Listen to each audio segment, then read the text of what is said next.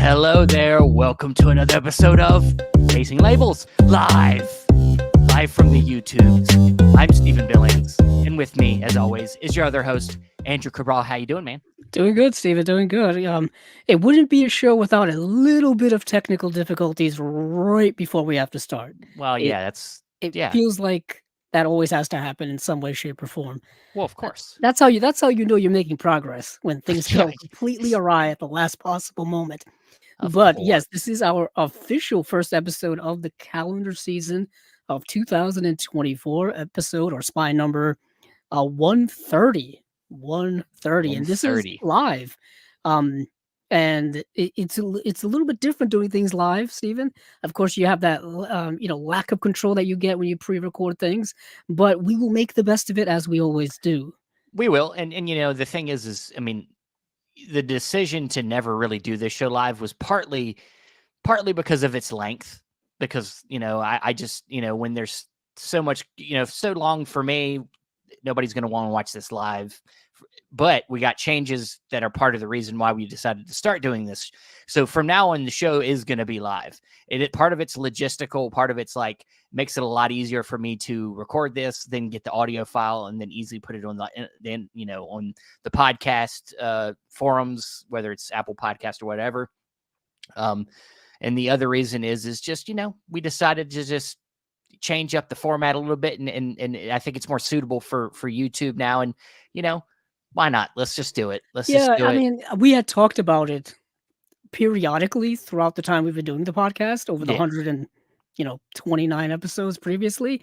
And yeah, it was always something that um we always liked that, like I said, that control of pre-recording. If you have to edit, if you have to stop, if one of us needs to go use the restroom in the middle of it, you can put a pin in things and then Yeah, pick and I up, just don't. all that stuff. It gives you that option. So now that we've been doing it for a while, now it's just like we know how we are every time we record. And honestly, I don't do a lot of editing, so unless it's just a internet issue, usually. Right.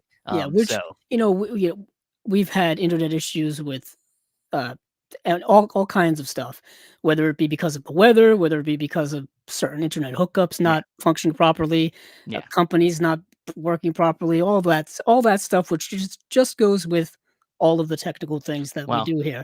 I But we got did also change up some other things too. we did, and before I get to that, Josephine just as she always does, she comes in hot. Mm. Um, she's talking about first time watches here. One false move. Ooh, that's a good one. That's a good one. Richard Franklin. One false Yeah, move. Kurosawa's Dreams was a first watch for me, like, last year, Yeah, and yeah, it's such a masterpiece of a movie. yeah, and yeah. She just said, she says hello. Also, we got Humbert Horror Honey saying hello. I probably as everybody knows that listens to the show. I don't know how to read, so I might mispronounce things. But yeah, so what Andrew was referring to is, as you'll see in this episode, we'll be testing it out in this episode. One of the big things that we're going to do moving forward with Chasing Labels is change the format. And the funny thing is I think, like a lot of things in life, it can be cyclical. Like you do something, you start out doing something, and then you go on a journey, and then you find your way back to that thing in a way. And as me and Andrew were kind of talking about what that format change would be, it kind of brought us back to honestly the philosophy that we had going into starting this show. And that was that we were going to talk about the things that we were interested in. Now, that's not to say that we're not interested in almost anything, but what this does is it condenses the show. So, if you're used to listening to us in recent times, we essentially try to run down every release that was announced in some shape or form. You might hear us talk about the movies if we watched them, or if we haven't, we'll kind of go through the synopsis maybe or something like that. But instead of kind of doing all that, the plan going forward will be that me and Andrew both kind of see, and if I didn't say this at the top, this will become a bi-weekly show as well. So every other week instead of every week. So in that 2-week period, me and Andrew look at the releases coming out, and we both kind of pick a confined amount of releases to talk about. Mm. We're going to try to keep it somewhere in the realm of 12 releases. It would honestly depend on how many releases are released in Sure. that period of time, Yeah. which companies do it, how many they release. Sometimes you get a large amount of releases from one company, or you get small amounts. So it would really all depend on how that goes. And I think the criteria, or at least the mindset for Steven and I, when it comes to the titles that we're going to be choosing, will essentially be like, which are the ones that we would most want to add to our own personal collections? Yeah. Which ones are the ones that we would be more than not likely to buy rather soon. Steven buys a lot sooner than I do, so I'm always playing catch up. I realized how much I'm playing catch up with a lot of the 2023 releases that we're going to talk about later on in the show. But that is kind of the mindset that I'm going to go to, and it'll show Yeah. like kind of our different, perhaps collecting mindsets, because everybody's Yeah. kind of different when it comes to how they collect and what they collect and how much they collect. So that's kind of my mindset going into all of this.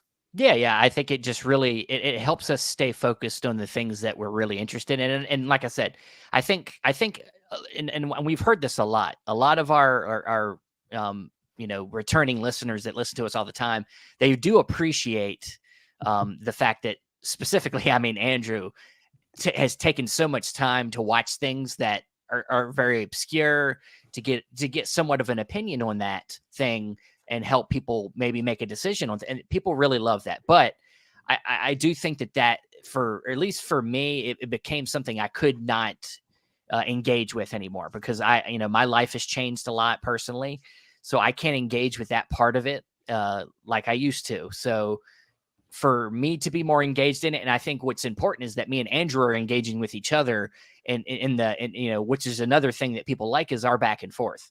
So Mm, if we're not both talking about things that we like, then there's not going to be as much of that back and forth right. that I think we bring. So Yeah, and a lot of the reasons why Steve and I have become such, friends in collecting over the years is because we collect a lot of the similar titles. yeah, Similar, but just, I guess, coming at them from different perspectives as to why we get them. of course. And then we'll probably be going into all of those things. And yeah, it does take a bit of pressure off of myself, even just going into this week, this kind of trial run. I didn't feel as pressured to watch every single Vinegar Syndrome and partner label title that they put out. You know Yeah. what I mean? I kind of could pick and choose which ones looked the most interesting, from which labels and all that kind of stuff, which we'll get into rather quickly, because Vinegar Syndrome and their partner labels are kind of really the only ones that put out much of a slate this first week of the new year. Yeah. Yeah. So you'll probably see some of that. We are going to do announcements first, or if you want to call it highlights, our highlights of the announcements first, and then we'll go into, of course, the other big part of our show, which is this week we'll be going over our favorite 2023 releases in the style of Shelf Shock Rewind. And of course, if you don't know anything about Shelf Shock Rewind, and we got Mr. Disconnected here, my partner in crime, with starting that when me and him started that last year for his first year. This year, of course, Celeste de la Cabra is going to be tag teaming with him to get that done this year. I'm kind of doing some background stuff, but they're going to host it this year together. And he's here saying hello, long live Shelf Shock Rewind.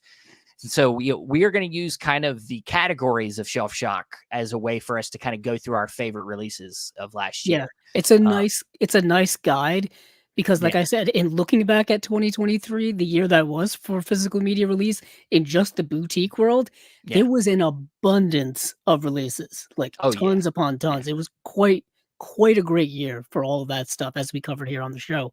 So, Stephen, when do you want to start doing these highlights? You want to start now, or Yeah, well, are you I done think bantering? I'm done bantering. I don't want Mm, to. I just want to talk movies. yes, Let's do indeed. this. So yeah, we'll just go back and forth and kind of talk about. You bring up a release, and I'll bring up a graphic. I think I got some stuff here we can as a visual aid.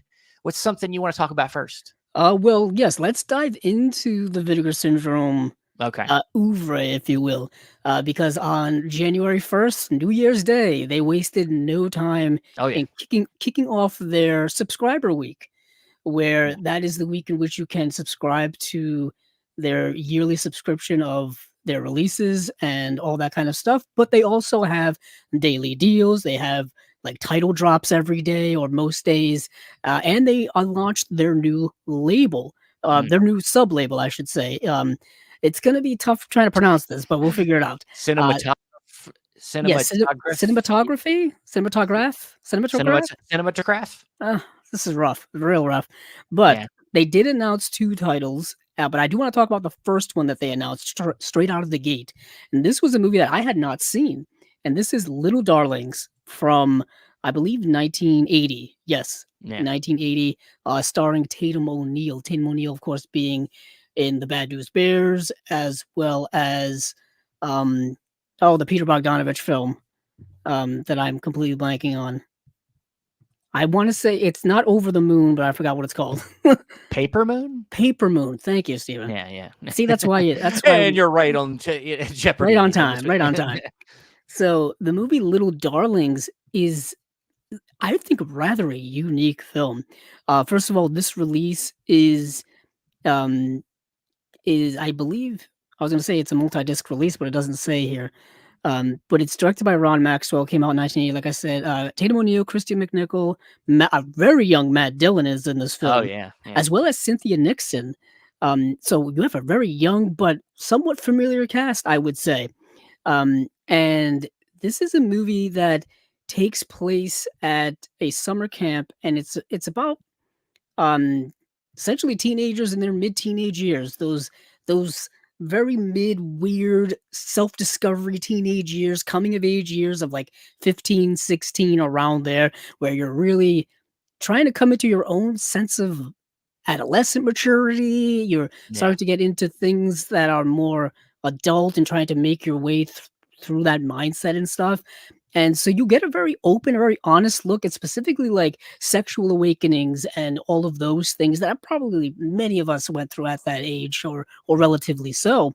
But what is Yeah. interesting about this movie in comparison to the other films of its time with teenagers mixing in comedy, mixing in coming of age stuff, is it's rather mature in its um approach to it. Oh, It I would takes it agree. very Yeah, yeah, seriously.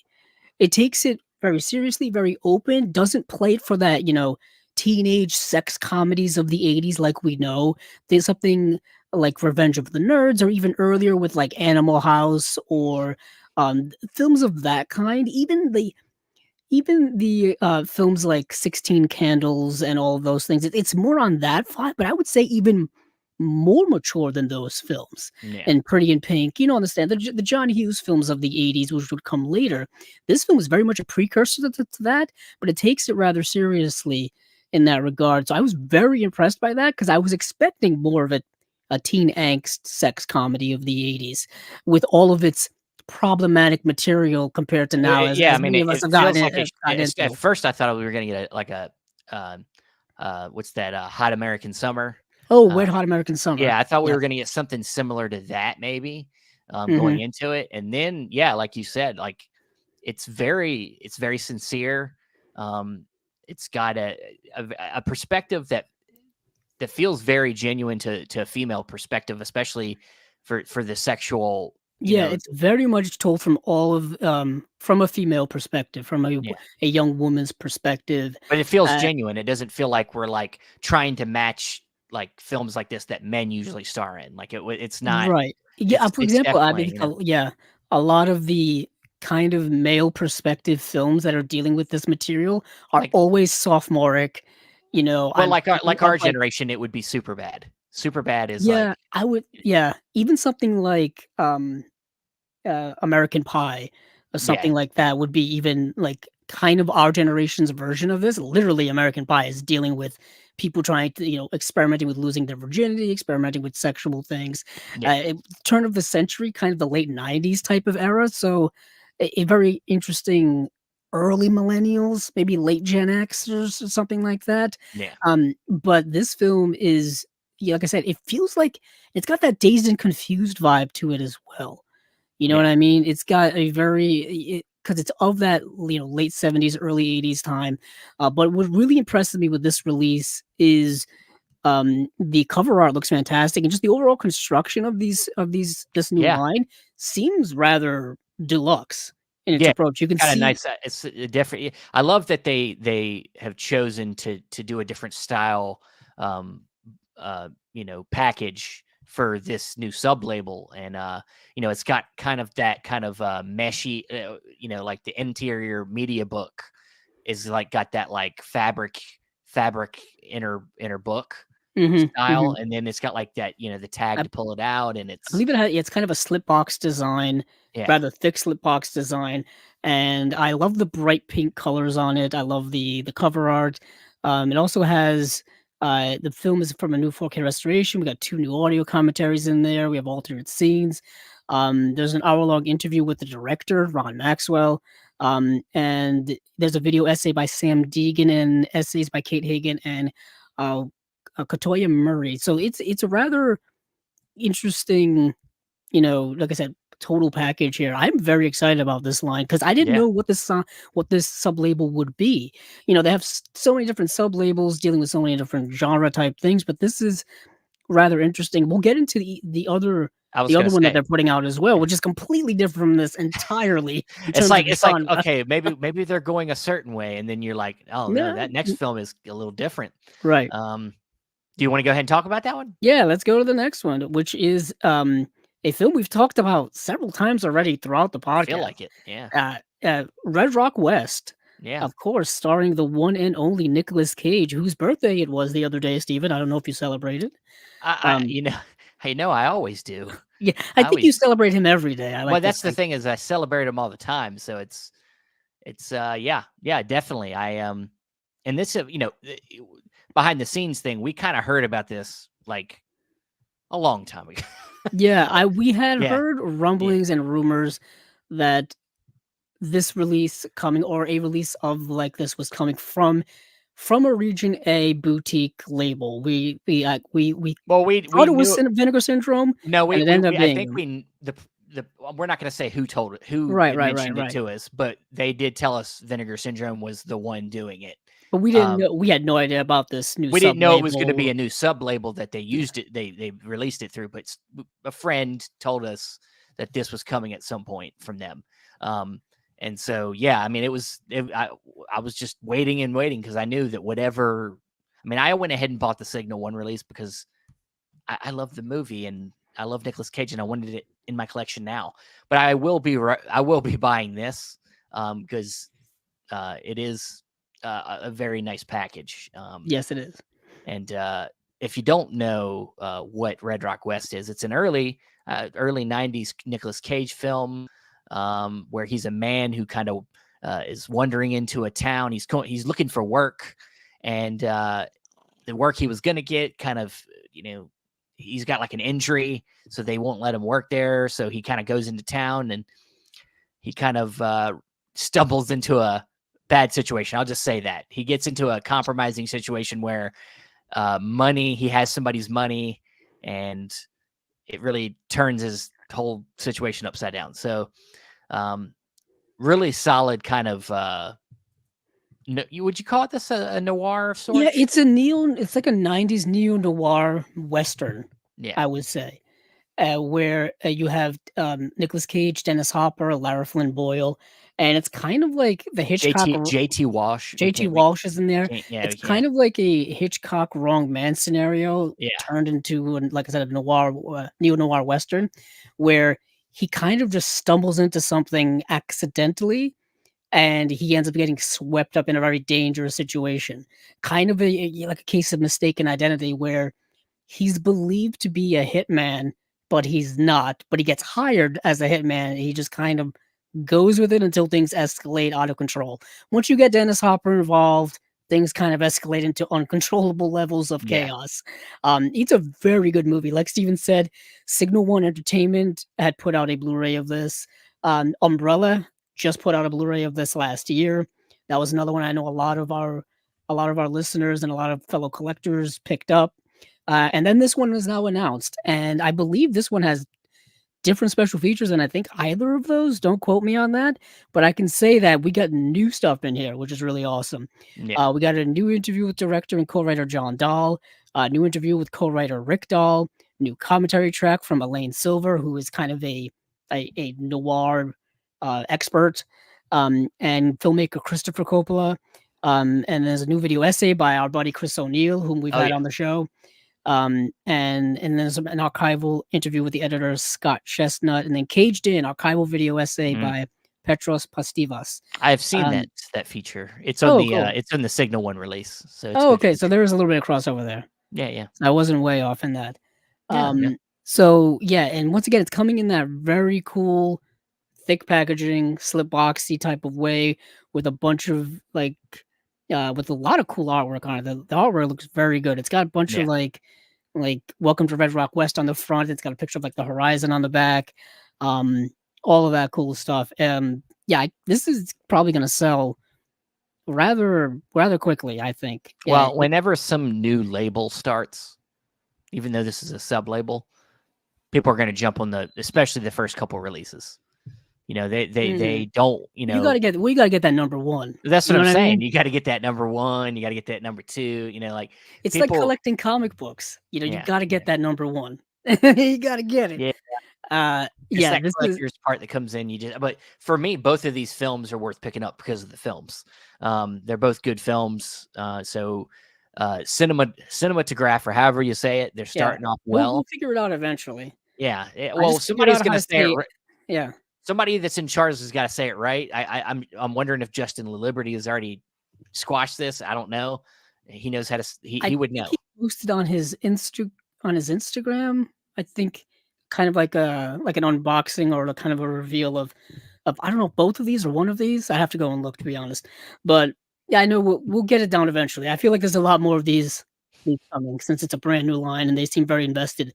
But yeah, those are the first two I guess we're gonna talk about. Steven, what do you want to talk about? I don't know. I'll change. I'll change this up. Change it up. Change it up. I'll go from something. A couple classy films, to me at least, they're classy compared to this movie.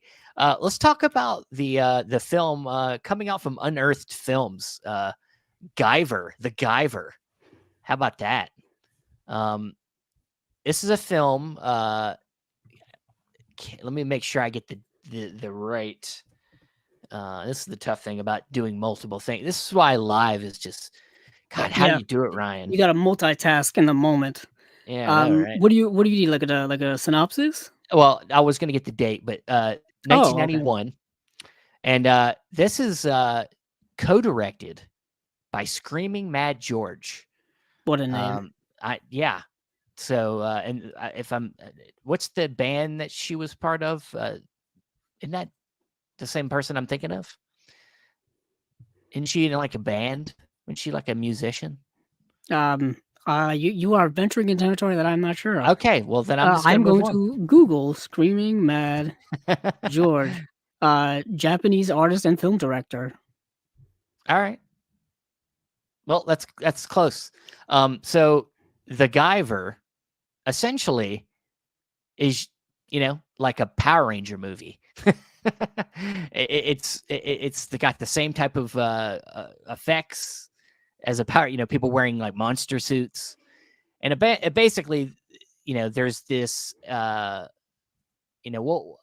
it's an alien suit. See, a young man discovers a mechanical device that merges with his own body, turning him into a cyborg superhero. When strange creatures start appearing, trying to take the device back, he begins to uncover a secret plot to genetically engineer terrifying monsters. Yeah, it's not a great movie, and it does have a sequel as well. But it's one of them things where it's like a cheesy fun watch. If you're into like that type of genre of the kind of, if you're into Power Rangers, honestly, if you like Power Rangers, this would be something you'd probably put on and be like, if you feel at home at, watching this. And I did.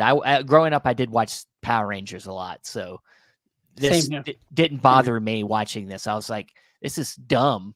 But I, for some reason, I can't turn away. But it's, there is some good martial arts. I believe the actor that he knew real martial arts. Some of the stunts are pretty good. Yeah, it's just a kind of a dumb fun watch, but that's from Unearthed Films. Yeah, just a little bit of to kind of cover up what we were just saying. So, Screaming Mad George, just a little backstory here. So Screaming Mad George began as a punk rock musician and played with the late 1970s band The Mad.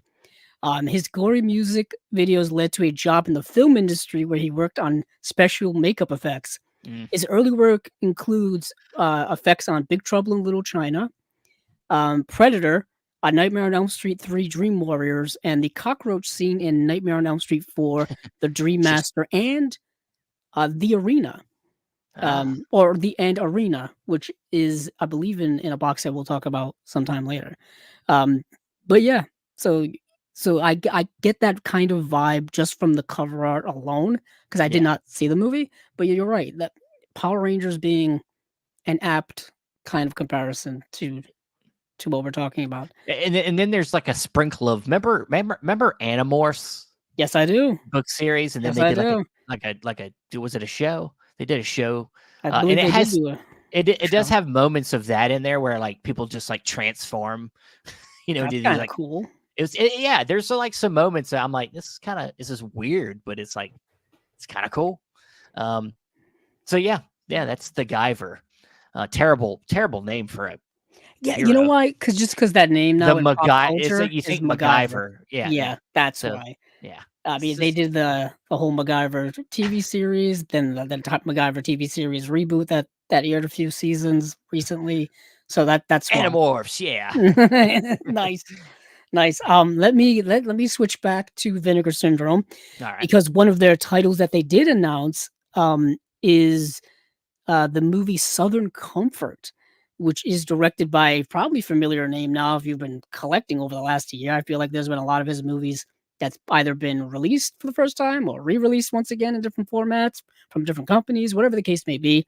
And that is Walter Hill.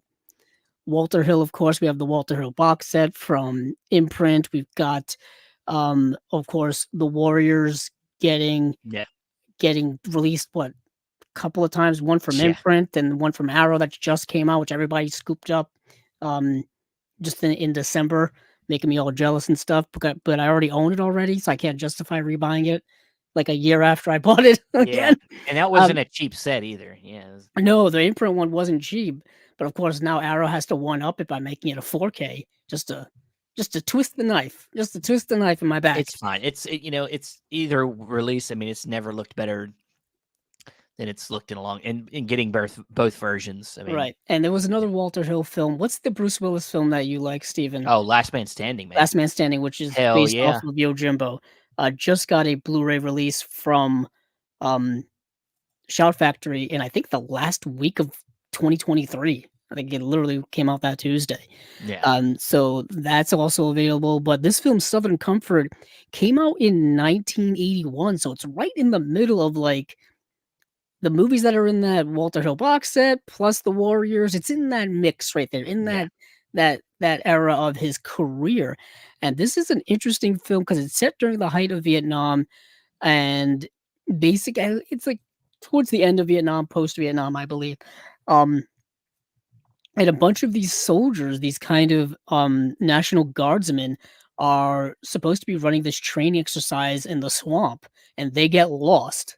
And not only do they get lost, but they end up kind of pissing off a group of very local rural people, and the local rural people start harassing them and basically like hunting them in the middle of this swamp. So it's got that very eerie vibe of, like, the most dangerous game type of situation going on, but it's a bunch of these soldiers, and a lot of the people in this film are actors you're going to recognize: Keith Carradine, Powers Booth, Fred Ward. Um, uh, I, yeah, it's very interesting kind of cat and mouse type of game, but it also shows, like, it's one of those things where, once again, playing on the idea of getting lost in a place you shouldn't be, with unsafe scenario, continuing to escalate, and the movie is very, very good. Like I said, it's very tense. A lot of the characters die rather brutally.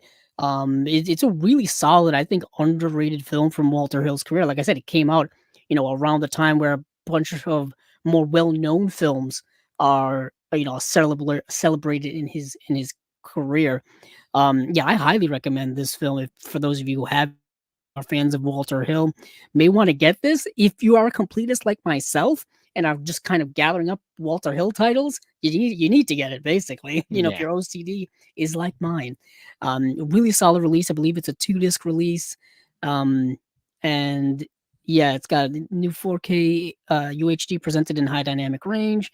Um, I believe it's got. I want to say these are archival. Um, or not archival, but maybe perhaps already produced special features. Um, yeah, it's got a 20-page booklet with an essay in it as well, reversible sleeve art. And I believe this is a 4K UHD, yes. So yeah, this is one that I watched, I think, right away. This may have been like the first movie I watched of 2024, just to Yeah. put that little history mark on it. Because if everybody got their letterboxed, you know, um, a letterboxd year in review email that you get every year, they always tell you what your first and last movie is, and I can never remember what my first movie was from 2020, Yeah. from whatever year, 2023, 2022. Apparently it was Heat with, um, with what's his name? Bert. Michael Mann. No, the other Heat with, why am I blanking on names right Sandra now? Bullock. No, oh, goodness, That's no. another movie with heat in it. Gee, a lot of movies with the name Heat in it. It's the one. Of course, they won't let me. They won't let me. What's his name? Why am I messing? Come on, man. Burt Reynolds. Burt Reynolds. Oh, okay. Yeah, Yeah, Heat with Burt it was a Reynolds. Kino title, I think. Yes. Yeah. So, Yeah, my year in review was odd. I didn't expect mine because I did watch a lot of the Michael J. Murphy films in the set, and that became the most watched director of the year for me just because of that one set. And then, mine was Jean Rollin well, yeah, you because watch of a all the lot of stuff them. from Indicator. Yeah, yeah. But my actor was Christopher Lee. Mine was Randolph Scott, and that was just because I watched all of the R- films in the Yeah, the Indicator. westerns, right? Yeah. I watched That all those westerns too, so I don't know why mine wasn't Randolph Scott. Maybe I just watched a bunch more Christopher Lee than I remember. For well, I TV, mean, dude, I yeah, mean, there was a Lee, so much Lee that comes out. Like yeah, it's true. Severin puts out a lot of Lee. Like Very, very true. You can never it's go wrong. For 2 years in a row, I think for 2021 and 2022, mine may have been Vincent Price, like 2 years in a row. yeah, So, that's where I go from Vincent Price to Christopher Lee. I'm in good company. I'm in good yeah. company. But moving on from Southern Comfort, another Walter Hill gem of a movie. Steven, what is up on your to-do Well, list? let's talk about one I think we both watched, and that is Dogs Don't Wear Pants. Indeed. This movie, this movie is a dark movie. Mm, Um, I'd heard some good things. I remember when this had come out. I kind of remember seeing trailers for it, um, and I never got around to it. But finally watching this film, it is a dark solid. movie. It's Yeah. dark. It is a pretty damn good movie though. Yeah, Um, it came out in 2019, so relatively new-ish film, yeah, and it's getting into wow, so much in this movie. It's yeah. like so the premise of the film is that this guy, I forgot how do you pronounce his name? Is it Juha or something like that? Don't ask me. Yeah, I probably shouldn't ask you. Yeah. Juha sounds Yeah, Juha. this is actually a Finnish film. Yeah, Yeah, Juha or Juha, I don't know how to pronounce it. He goes through a very tragic event happens early on in this film, and it haunts him throughout it. yeah, Very traumatic, very basically he loses a loved one very close to him, etc. And he ends up developing a, like it says here, a unexpected but powerful connection with a dominatrix named Mona. So when you hear that, it's going to get dark, it's going to get sexual, it's going to get uncomfortable for many people who those things tend to be uncomfortable for, depending on your tolerance of things like BDSM and yeah, all of those types of um, sexual things and whatnot. But the film goes so much more than to be something that's just like eroticism or just there for oh yeah, sexual. stimulation or things like that. There's a lot psychologically going on within this character and within the character of Mona as well, and their relationship and the trajectory in which this character is going on this journey of either self-destruction, self-discovery, trying to make trying to deal with his grief, trying to deal with his life and the way it is or the way it's kind of just like, falling apart, but also a dead end life. So much going on in this movie. Um, and it becomes something a movie about like addiction and obsession and trying to find something to funnel your emotions through. And I think we all Well, can all get on that on some level. You know what yeah, I I mean, mean? funnel your emotions, but also just feel something. Yeah, For him at this point, it's like he's so numb because to the of it. world, to his life. Yeah, he needs to feel, and I think that's what for like you said, this movie. A lot of times, I think in film, especially, we look at BDSM and we think it's just some kind of kinky thing that people Mm, that want to get off sexually want to do. But in this case, it's not necessarily that. It's to feel something in general. I right. think it's not necessarily directed at sex. Yeah, and to Um, explore something outside of yourself and discover something outside of yourself that can be both satisfying as well as cathartic. yeah, And for many people, I think we can understand that at some level. I think we all yeah, have our thing. For Steven and I, it's been movies, it's been collecting, it's been camaraderie over yeah. movies in Well, general I and mean, stuff like that.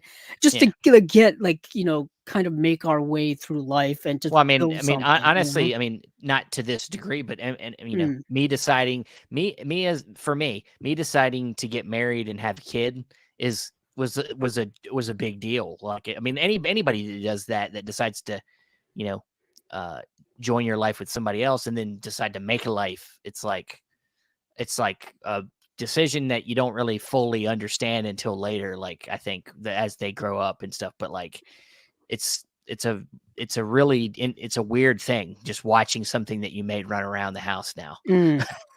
Yeah, Like it's I think yeah, we tend to look at those types of things as just a normal part of life, but it's a life altering it is. thing. Relationships, children, things like that are very life altering. Yeah. It's not just something you do just to do.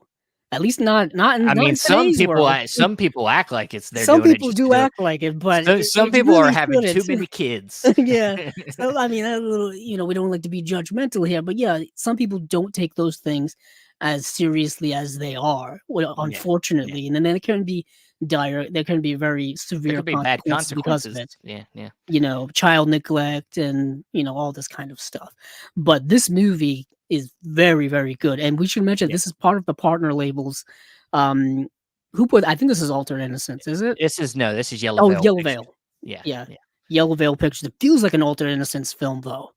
Uh, I It don't just know. Alternatives tends to lean towards coming of age stories, right, but more just than this anything. level of serious existential character pieces Yeah. feels like This could have that been this Altered the only Innocence other had. label that comes to mind that would have maybe put something like this out would be like Factory 25 or something Really? like that. Yeah. I'm thinking Alternate Innocence, I'm thinking AGFA, I'm thinking those Agfa is a labels. little more exploitative. I mean, That's also true. I mean, But this this just movie, because this is dealing with the sexual aspect of it all, and yeah. I feel like Alternate Innocence and AGFA don't shy away from those things Well, I mean, ever, definitely don't you shy know? away from real things, but like, yeah, I mean, there are some alternate instance titles that could fall closer to this, something like The Wounded Yeah, Man. I was thinking, "Ooh, man." It would fall into that, but like for the most part, a lot of their stories are like young people having like a sexual awakening or it's just some kind of coming of age story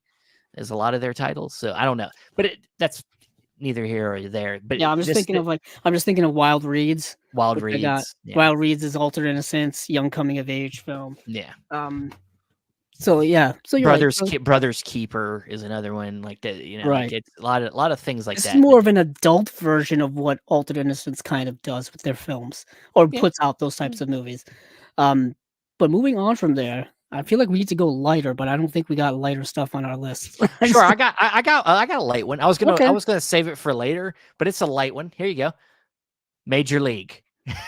Oh, I, really? I put this on here just because I saw it and it got announced today, and I was like, I love this movie. It gives me a chance to talk about Major League for a second. Go on, Major splurge. League getting a 35th anniversary 4K from, I'm guessing, the studio. I think it's Paramount, I think. Paramount. Okay. But I love Major League. This was one of my favorite baseball movies growing up, of course, with Charlie Sheen and Yeah, what's Tom Berenger. Tom Berenger. Who's the guy that plays Serrano? It's Allstate guy. Oh my goodness, President of 24. Is that? Why is my mind is completely? I forget his name all the time. I'm on Major League right now, so. Oh boy, who is it in this movie? Not Wesley's. Dennis Haysbert. Yes, that's it. Yeah, Wesley Snipes is in the film. Rene Russo. Yeah, Rene Russo. Yeah, it's such a great film. So, if you don't know Major League, of course, it's about the Cleveland. It's kind of centered around the real life team. At the time, they were called the Indians. Now they're called the Guardians. And so the team is bad. And so the owner dies, and then the ownership goes over to the owner's widow, who does not care about this team and wants to sell the team and move the team to another city. And so what she decides to do is put together the worst team possible. So yeah, they're returning players, but then she starts to have open tryouts and just brings in what they think are the worst players possible. And like any great underdog story, things happen and it doesn't quite go her way. Great comedy in this film. Just if you're into baseball too, like that's a quintessential sports baseball movie. Yeah. It is a guy movie. It's not really. I mean, there is a little bit of romance, if you want to call it, in there, but it's really a dude movie. It's guys, weird characters, weird quirky characters. Serrano is this guy that's into voodoo, and he like prays to a little voodoo doll to get hits, and just. You know what's interesting? This is another one of those franchises where I think I watched Major League 2 first, and then I went back and watched Major League. So I did it kind of in reverse. Did you ever watch the third one? Did you ever watch Back to the Minors? I have. Not very good. It's not. It's funny. I always think it wasn't straight to video. I think it was straight to video. It might have been, but I saw it. I mean, I saw it a lot growing up. It was on cable a lot. It always reminds me, you say that movie's not good. It reminds me of the third Ninja Turtles movie, of how much dip in quality that third Ninja Turtles movie was. I saw that movie 3 times in theaters as a kid. I'm sure you did. Keep in mind, it was 1993 and I was 6 years old. Yeah, you thought it was the best thing ever. I thought it was the greatest thing ever. They fucking go to Japan? Turtles. They go back in time to Japan? Go back in time? When you're a 6-year-old, man, you're just happy to be at the movie theater. You don't care if the turtles look like rubber suits from. They took a step back with them. So they must have maybe the suits got melted somewhat in a fire, and that's what they looked like afterwards. Yeah, if you thought like the first suits were bad from like the original one, the ones from the third film look really bad, like awful. Yeah, they go back in time and they become samurais. Just on paper, that sounds like it just sounds amazing. Yeah, it does. Didn't really work out though. But yeah, Major League, love it. It's a great sports movie. I might pick this up. It might look pretty. I might wait for the reviews, see what the people say if the 4K looks good. What's interesting is it's a movie I've always wanted in my collection, but I've never had it. I never had it on DVD. Well, here you go. Never had it on VHS. Blu-ray. The Blu-ray's been out forever. I think the reason why I never bought it because it's one of those comedies I don't quite buy as much as I used to, or as much as I used to buy on DVD. I think the reason being is they always played Major League on television constantly. Sure. And there is no television anymore, though. I mean, you obviously still have it because you watch Jeopardy. Yeah, I'm looking at a TV right in front of me. Well, what I'm saying is it's cable. Oh, cable, yeah. Nobody's watching cable except for people over 65. It's very interesting. I mean, this is a whole different kind of avenue that I'm not going to go down. But like us growing up, Steven and I feel like we watched a lot of movies on cable versus the younger kids growing up now watch everything on streaming. for the most part. This is why I'm so pissed off at every release of Ace Ventura, because they never put that damn dolphin scene in there, and it was Right. on It's TV. always the cut for like the cut for cable cut, I guess. Yeah, and I'm like, well, that I fucking love that part, and you never put it on the damn DVD. I'm so pissed No, off. and I have the DVD as well. Yeah. They put that on Blu-ray several times, but like you said, with that scene cut out. But moving on to something, I guess that's kind of also a comedy, but more of a satire. Um, and that is also from Vinegar Syndrome. One of their sub labels, I think, is from Vinegar Syndrome Labs, is Sex Mission. Now you hear the Mm. word Sex Mission, and I don't know what runs through your head. For me, I'm thinking like mission to have sex. yeah, I guess you would think it would be, but Okay. it's No. not really that. So the movie came out in 1984, but it's set in 1991. Oh no, it's initially set in 1991, and then it moves forward. Basically, I'll tell you this. So there are these two. This is a first of all, this is a Polish film by Juliusz Mikulski, I think is the name. Wow. Um, hopefully that's how you pronounce it. I could just make it sound cool for all I Sounded know. great. Sounded great. So in 1991, these two guys, Max and Albert, basically sign up for this science experiment where they're going to freeze themselves or go into hibernation for 3 years. Like they just sign up for 3 years, and then once they So get out, they're they gonna do get paid. the Austin Powers thing. Or even I was even thinking of the Demolition Man, to be honest, because it feels more like a Good, Demolition Man good esque. man. That's a good one. Good job, man. So what happens is they don't get let out after 3 years. What ends up happening is they end up getting, I guess, being brought out of hibernation in the year 2044, Mm. which ironically is a lot closer than we may think. It's 20 God years damn from it! It now. is. and so they get brought out, but what has happened? They are the only two men left around. The men have gone extinct. So what happened between the time that they went into this hibernation is that there was apparently this great war that happened where some scientists developed this thing where they were able to stop the male gene from being passed down Mm. genetically, I guess. And, yeah, as you can tell, it's very convoluted, very sci-fi, wacky. And so men just went extinct over time. So now only women kind of exist, and they get unhibernated in this underground bunker that's completely run by women, and they are kind of have to adjust to that. Mm. They have to adjust to this world run by women. Everything is like very, very feminist. Everything is very obviously dominated by women. There is still things like um, uh, basically test tube babies or how they procreate and stuff like that now, but it's always only women. So you just got these two men kind of running around with all of these women, and you can assume, of course, there's going to be a lot of sexual things going on. Like, one of the guys is kind of like super happy. Oh, look at all these women around, all this kind of stuff. The other guy's like, oh my goodness, my family is gone. My life's completely changed. I mean, all this kind of stuff. So you get that kind of yin yang relationship of what's going on there. But the whole movie is actually like thematically an allegory for communism because it was made in 1984 when Poland was part of the Soviet Union and all that kind of stuff.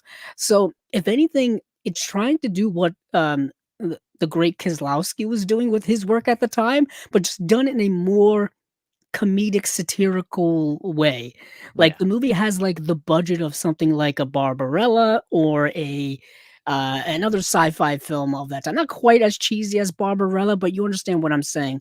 If you remember when like Steven just mentioned, like when Austin Powers was unfrozen and stuff, and Yeah. they would put on like those like one suits or whatever that he would walk around in at the beginning of the movie. They kind of dressed like that in these jumpsuits, and you learn about the way in which the world is, and maybe things aren't as as as they really are. There may be something else going on behind the scenes that they've got to discover and whatnot. So I thought it was rather fun for Okay. uh, the context of which the film was trying to propose things. It is also kind of a problematic critique of feminism as well, because it kind of paints it in this over the top negative way and whatnot, which I guess it's trying to be both a feminist film, but also anti-feminist film and an anti-communist film. A lot going on in this movie, but Wow. the movie's called Sex Mission, which is a little misleading because there's not a lot of sexual things happening other than like random gratuitous nudity. Hmm. Because the society in which they live in, sexual desire apparently is stifled by a medication they take as well. Hmm. So that's kind of like an interesting little wrinkle there. So that's why none of the women are like romantically involved with one another. So it kind of gets rid of the idea of like lesbianism and all that kind of stuff. Um, but yeah, it's an odd film, but very rather interesting. Okay. So, Yeah. Sex Yeah. Mission, and it's from, Vinegar Syndrome Labs. So if you've been collecting all of these, sub-label of their labs releases, this may be one you wanna pick up. Um, and this I'm trying to think of what else they did in their labs releases that were a part of this. Oh yeah, they did Flesh and Fantasy, Yeah. The Cat Creeps, the Apocalypse Tetralogy, the films of Peter Salkin. It's in that same era, and I believe he was a Polish. Those are Polish films as well. So those kind of go hand in hand. But moving on, Stephen. Let's move on from Sex Mission. Well, you got me all wrapped up in Sex Mission. I I know. really want to How do you watch it follow that? now. How do you follow that up? I don't know how. I don't know how you do it.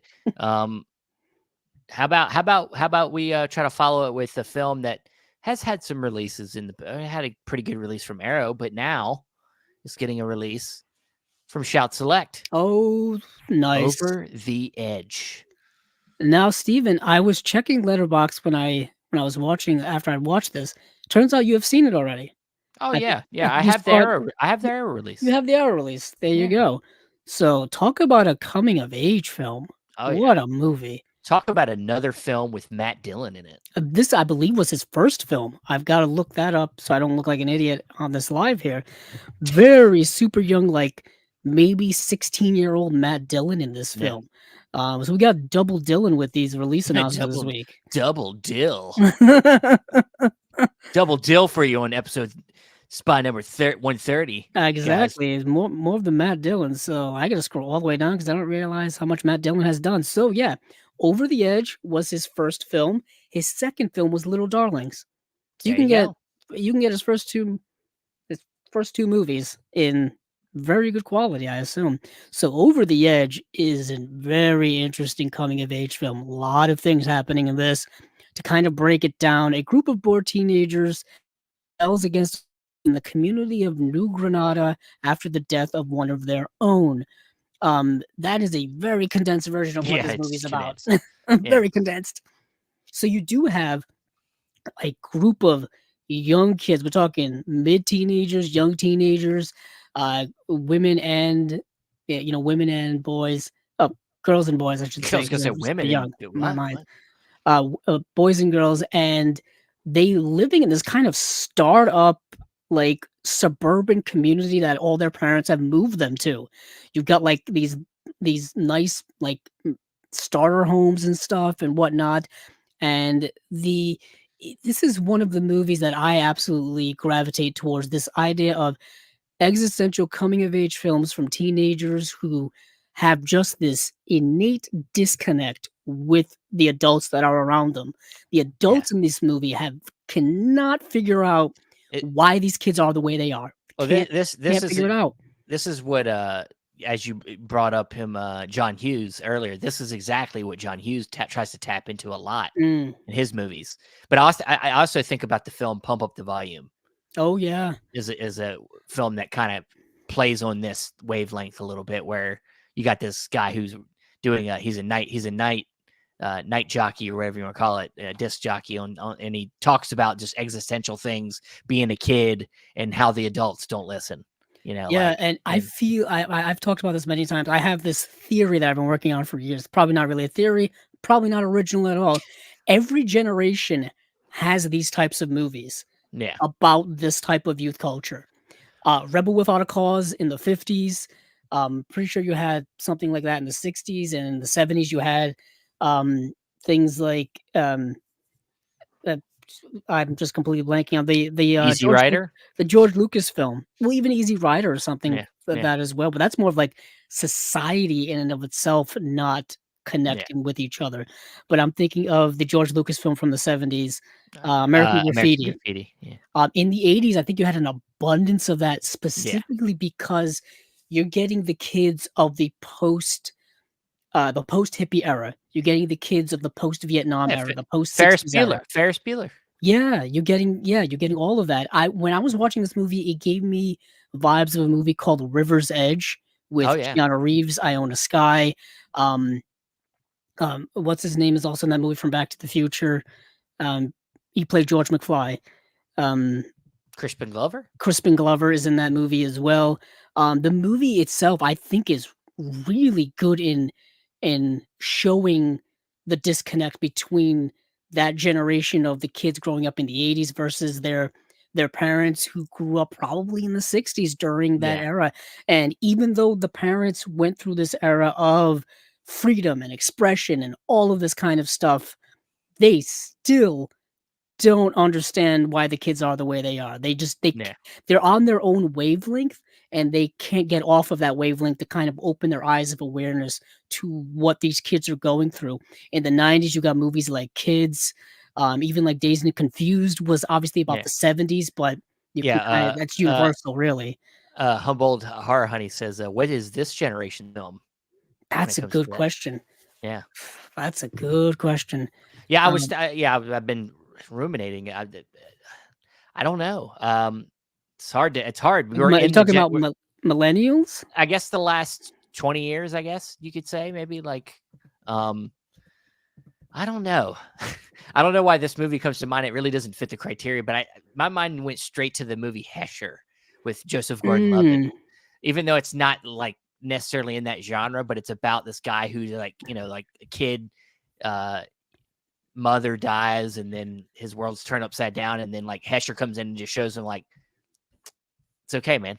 And like fucking goes in and changes his whole world and You know rebels what? against everything that's I going on. mean, what's interesting, we have such a cross section of different those types of movies in different genres. For a lot of people, there's Mean Girls, which is celebrating its 20th anniversary. Yeah. Donnie Darko is something like that for us. You know what I mean? It really all depends on. She says Hunger Games. Oh, yeah, I I guess. mean, yeah. I mean, Yeah, that makes a lot of sense. I mean, but that's very much commenting on the breakdown of society, in my opinion. Yeah. definitely. I Yeah. mean, for a lot of people, Clueless is one of those kind of coming of age films. Um, yeah, it's very interesting. I think because our generation, specifically the millennials, have gone through so much. I mean, there's certain. You mentioned Superbad. Yeah. I think of Superbad because I was in high school, very close to the time those characters were in high school. You have movies like Juno. You have, Perks of Being a Wallflower Is a is great one. something that's I mean, very near and dear to me. these are definitely coming of age type of Yeah. stories, but like movies about kind of, But specifically the disconnect between adults and teenagers. yeah, yeah. Um, That's a tough. That's like nothing's really straight coming to mind right at this moment. Um, about that kind of fits that yeah. criteria. Because it's tough. So Yeah, we're looking. I'm just looking and I'm just thinking in my head. I'm thinking about films about how children or young adults are having issues with like maybe their parents or their people in school. Like I was for some reason for a second I was thinking about Hearts Beat Loud. Mm, Because like she's having a kind of an issue connecting with her father in that film, but the way they do connect is through music. But they're on different wavelengths when it comes to everything else, basically. At least the beginning of the film, I don't know. That's a tough one. We could go all day scrounging our brains about it, but maybe something will come to mind by the end of the show. Or Andrew will continue to yeah, search I'll and continue to search. Google random things. Yeah, no, and until he figures something out. But I'll move us on. Let's go to a film, back to a partner label, one of our favorite partner labels. Let's go over to Canadian International Pictures and their release of One Man, which was a little different than I was expecting. I got a chance to watch this. Jonathan over there was awesome enough to let me take a look at a screener of this film because it was hard to, you can't find it. It was a hard one to find. I didn't find it anywhere. So he hooked me up. So thanks to Jonathan over there. And so to get a synopsis here, we got while visiting a Montreal hospital, investigative reporter Jason Bradley meets concerned citizen Marion, who reveals to that the local children are being poisoned by a nearby factory. When the victims begin dying, Brady recognizes the urgency of this story, but he encounters resistance and danger at every turn. As his obsession grows, so does his relationship with Marion, causing a rift in his marriage. And right as a series of powerful, unscrupulous forces promise violent retaliation on Brady, his wife, and their children. So yeah, I kind of going off of that, and kind of going into this film knowing that synopsis, I was thinking this was going to be a lot more like, almost like one of them kind of political like movies, like All the President's Men, a little bit more intense, like really intense, really, like, and suspenseful. And honestly, it's not. I was a little surprised that the movie's actually kind of lighter than I thought it would be. It's a little more on the melodramatic side. It actually spends a lot more time with the relationship aspects of the characters. His issues, as it said in the description, with his kind of affair he's having with this woman, and the troubles he's having with his wife. Like, it does spend a little more time on that than I was expecting.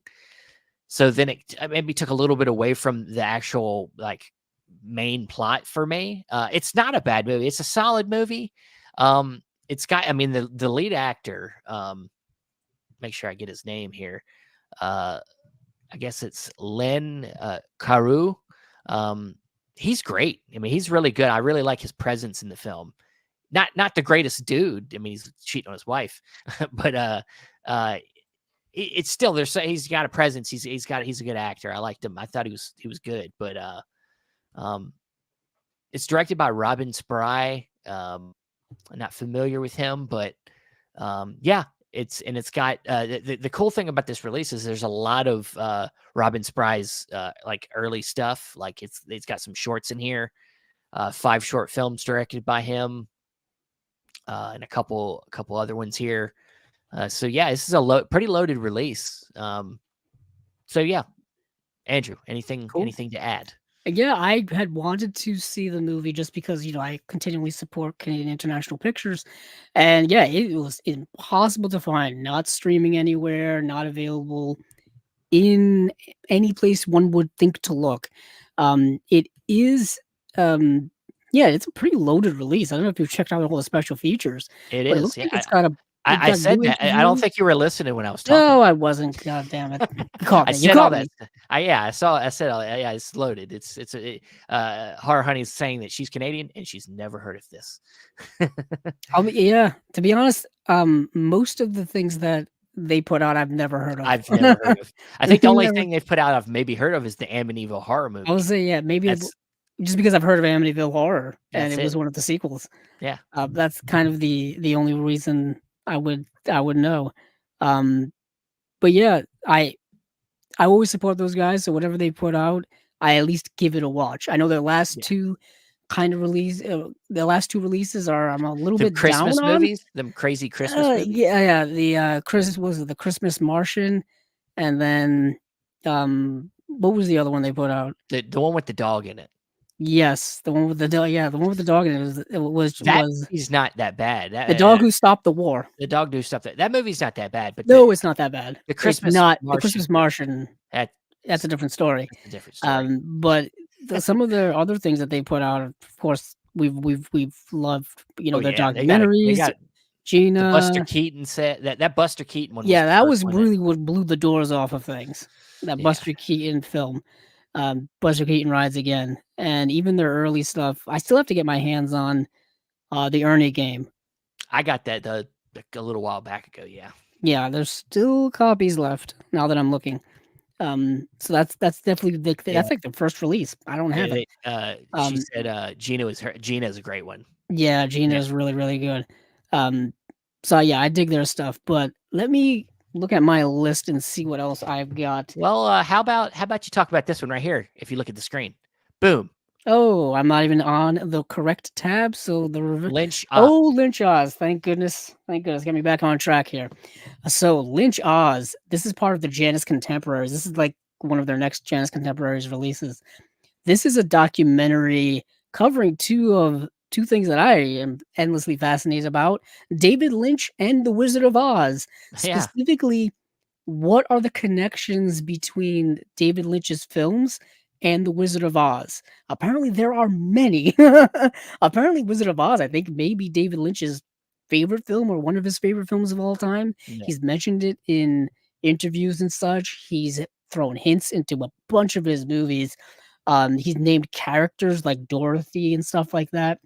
Um, so the movie is broken up into 6 segments, and each segment is hosted by a different host or narrator. And basically, it's them going through their interpretations of Lynch's work and how it connects with The Wizard of Oz and pretty much everything in between. And some of the hosts you will recognize. You will recognize, um, let's see, just personally, um, it's um yeah, I believe the first host is Amy Nicholson, and Rodney Asher, I think, is the second host. But the third host, of course, my favorite part of the movie and one that's more near and dear to my heart, John Waters. mm, John Waters is notorious oh yeah, for his favorite movie, I think, being The Wizard of Oz. He always talked about how he dressed up as the Wicked Witch of the West, I believe, as a kid for Halloween or something like that. Just, fascinated by Margaret Hamilton and all this kind of stuff. And of course, he talks about his love of The Wizard of Oz and how it connects with David Lynch. He and David Lynch have apparently known each other forever. They're like friends. There's pictures with them at like Bob's Big Boy, the donut place in California. yeah. Very famous picture. You can Google it. So they've known each other for forever. And I think Karen Kusama does a segment of this as well, the director. And it's kind of each of them giving their perspective, like I said, about The Wizard of Oz, about David Lynch's work. Very interesting perspectives, some repetition of themes, some repetition of ideas, things like that. But if you're a super David Lynch fan, I think you'll find it rather fascinating. It is a long documentary. It is it's 108 minutes, which I guess is not too long, but when it is very when it feels like a college lecture, it may not be for you. It may feel very long because Yeah. that's what it feels like. It feels like this is like a college class of different lecturers telling you their thesis about these ideas. John Waters does lighten things up with, of course, his usual, just the way he is. So that's definitely a highlight. But yeah, the Janus Contemporaries are all really good. The ones they've put out so far, and the ones that we've covered. I know they were on sale, like I believe I mentioned before, at the Criterion sale at Barnes and Noble. I wanted to pick up EO. That was the one I wanted the most. But all the copies they ended up having had some type of issue with cover art being misaligned or cover art being torn in some way. Just a big mess. I'm a perfectionist when it comes to when I buy Criterions, so I need these things in perfect pristine condition. Come on, people. I know. Um, I get it. that's one of my OCDs as well. I mentioned this many times. I am the guy in the store looking at every single slipcover in order to get the most perfect one. Well, dude, Yeah. you can make fun of people for doing that, but ultimately you're paying your hard-earned money. So Especially now with new releases being like, 30, $35 a piece, yeah, this better be in pretty good condition. yeah, I had to go recently to my local Best Buy to pay my last respects. mhm. It's kind of a funeral scene there now for movie collectors. I'd been going to that local Best Buy probably since 2006, 2007, just for, movie collecting. And yeah, the movies are going to be all gone very, very soon. They were already dwindling down to nearly nothing, but once the shelves are bare, it's going to be like a funeral basically. So I had to go and at least buy I'm something, scared you to know. go to I'm scared to go to mine. I don't know when I Well, will, I but one thing I did is I made sure to look online and check to see if they had any movies left in their inventory, so at least I know there's something there to go look for, or else I don't wanna show up randomly just and there uh, not be nothing there. Oh, what a horrible, tragic sight guess I'm that would looking be. at the cell phone cases.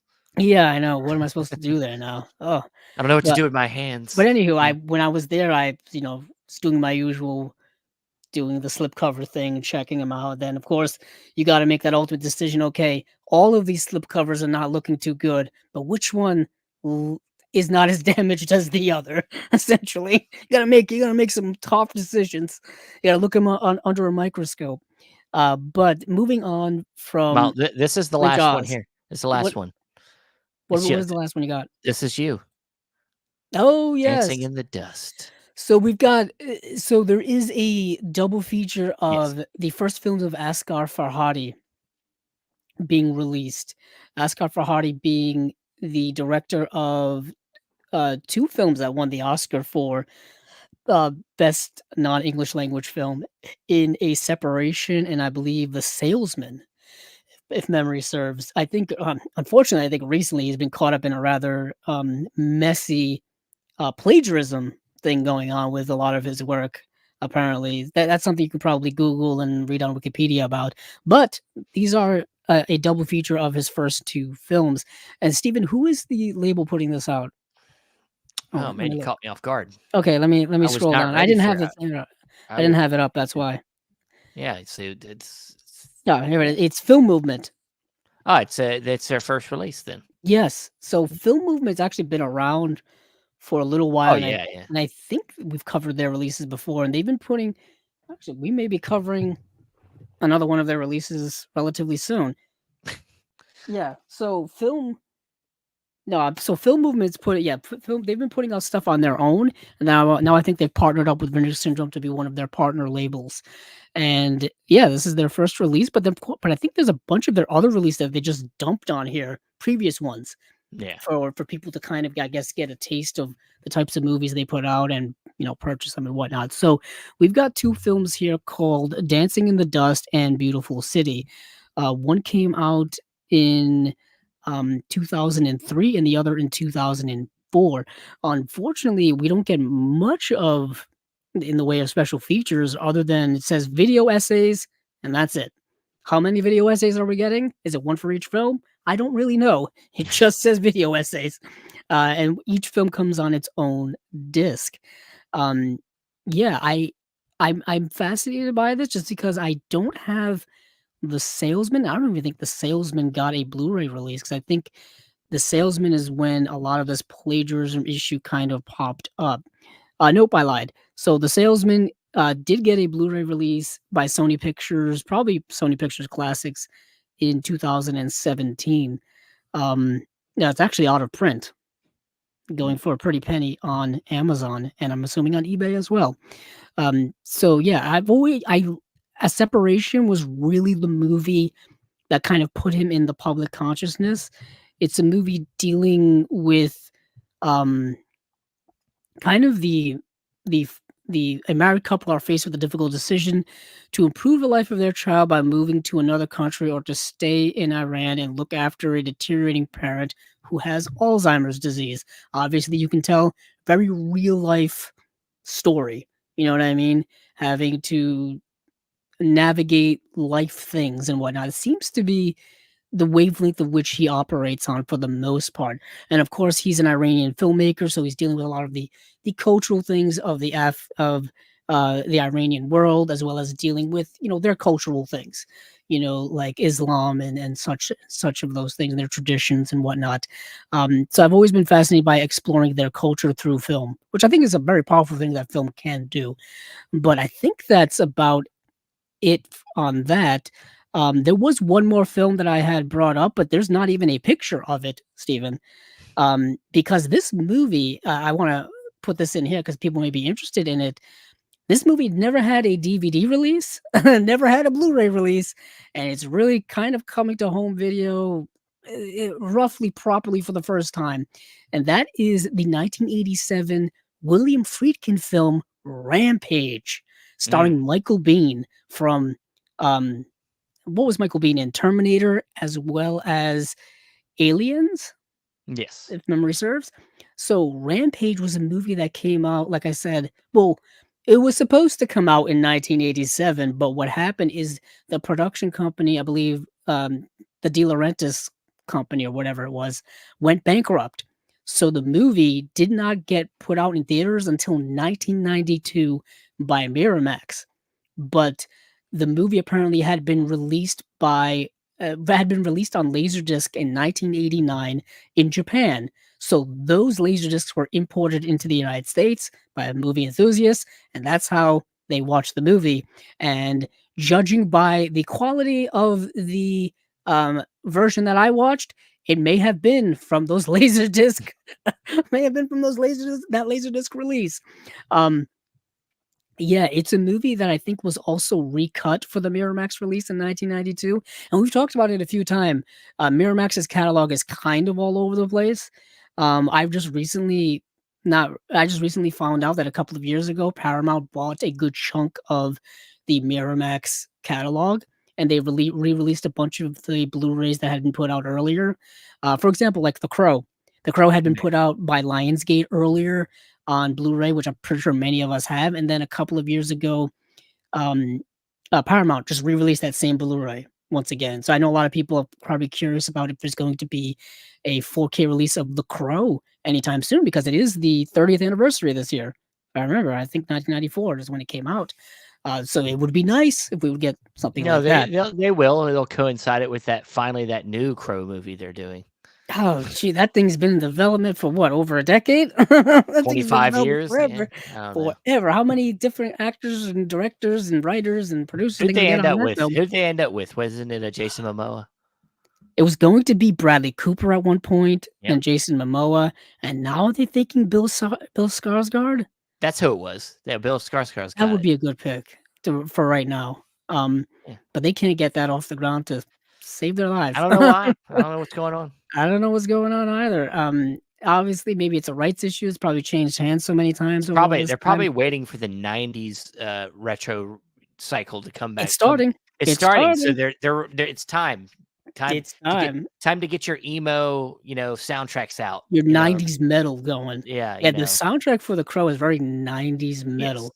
But back to Rampage. Rampage is a very dark film. So Michael Biehn plays a lawyer in this film who goes after this serial killer who not only, commits, serial murder, but he also harvests the organs um, of of his prey and then consumes their blood. So we got a little vampiric situation going on here. Like I said, very dark movie, very uh interesting movie. Yeah, it says Alex is an outwardly normal man who goes on killing and mutilating sprees. When he is finally captured and brought to trial, the district attorney, portrayed by Michael Biehn, is torn between his own liberal ideals on guilt and the crimes the accused is being tried. So basically, Michael Bihn's character is pressured by the DA and other people to for the death penalty in this Yeah. case because the crimes are so horrific. But apparently he's against the death penalty, so he fights within himself about whether to pursue that and how he's going to pursue that. That's one element of the film. The other element is obviously catching this killer and putting them on trial. And then of course the trial and all that kind of stuff, like the usual court case stuff. But yeah, the quality of which the one I watched was pretty rough.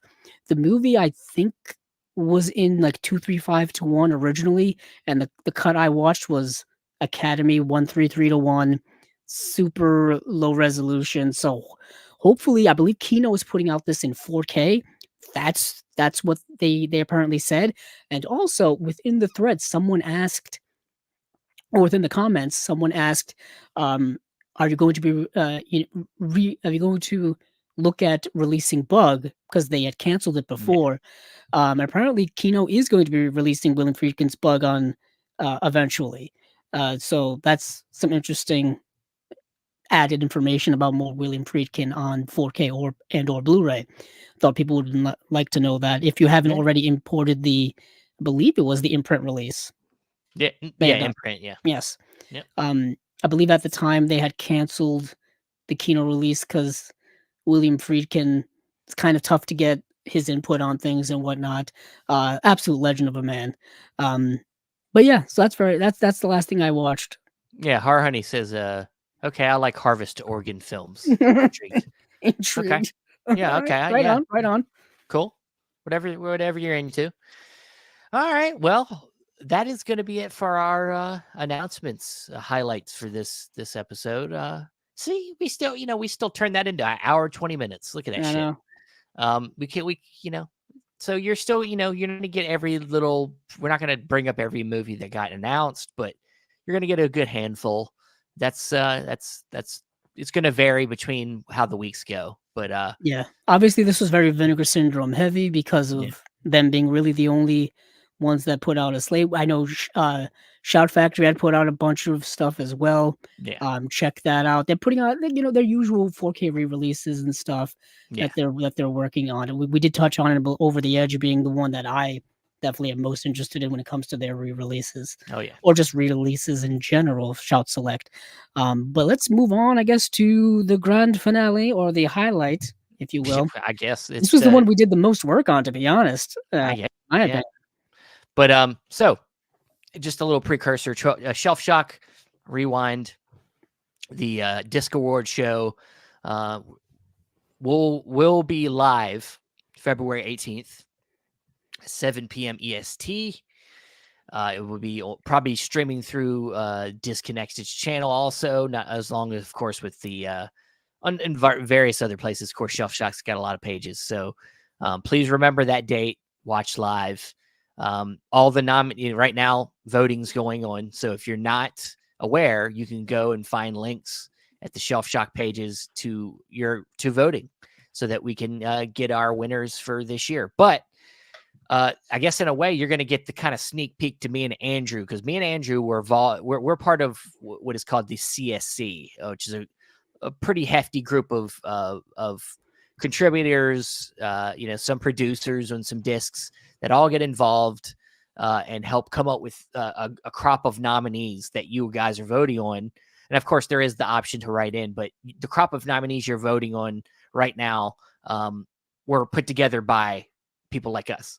So we're going to kind of give you the sneak preview of some of our favorite, things that we nominated. And some of them made it through, some of them didn't. There's a particular thing that I'm a little upset that didn't really make a splash this year, but we'll get to that.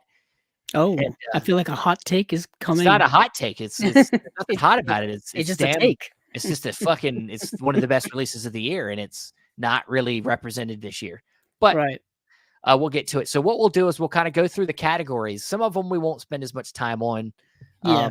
Because some of them, maybe you will hear some repetition and things like that.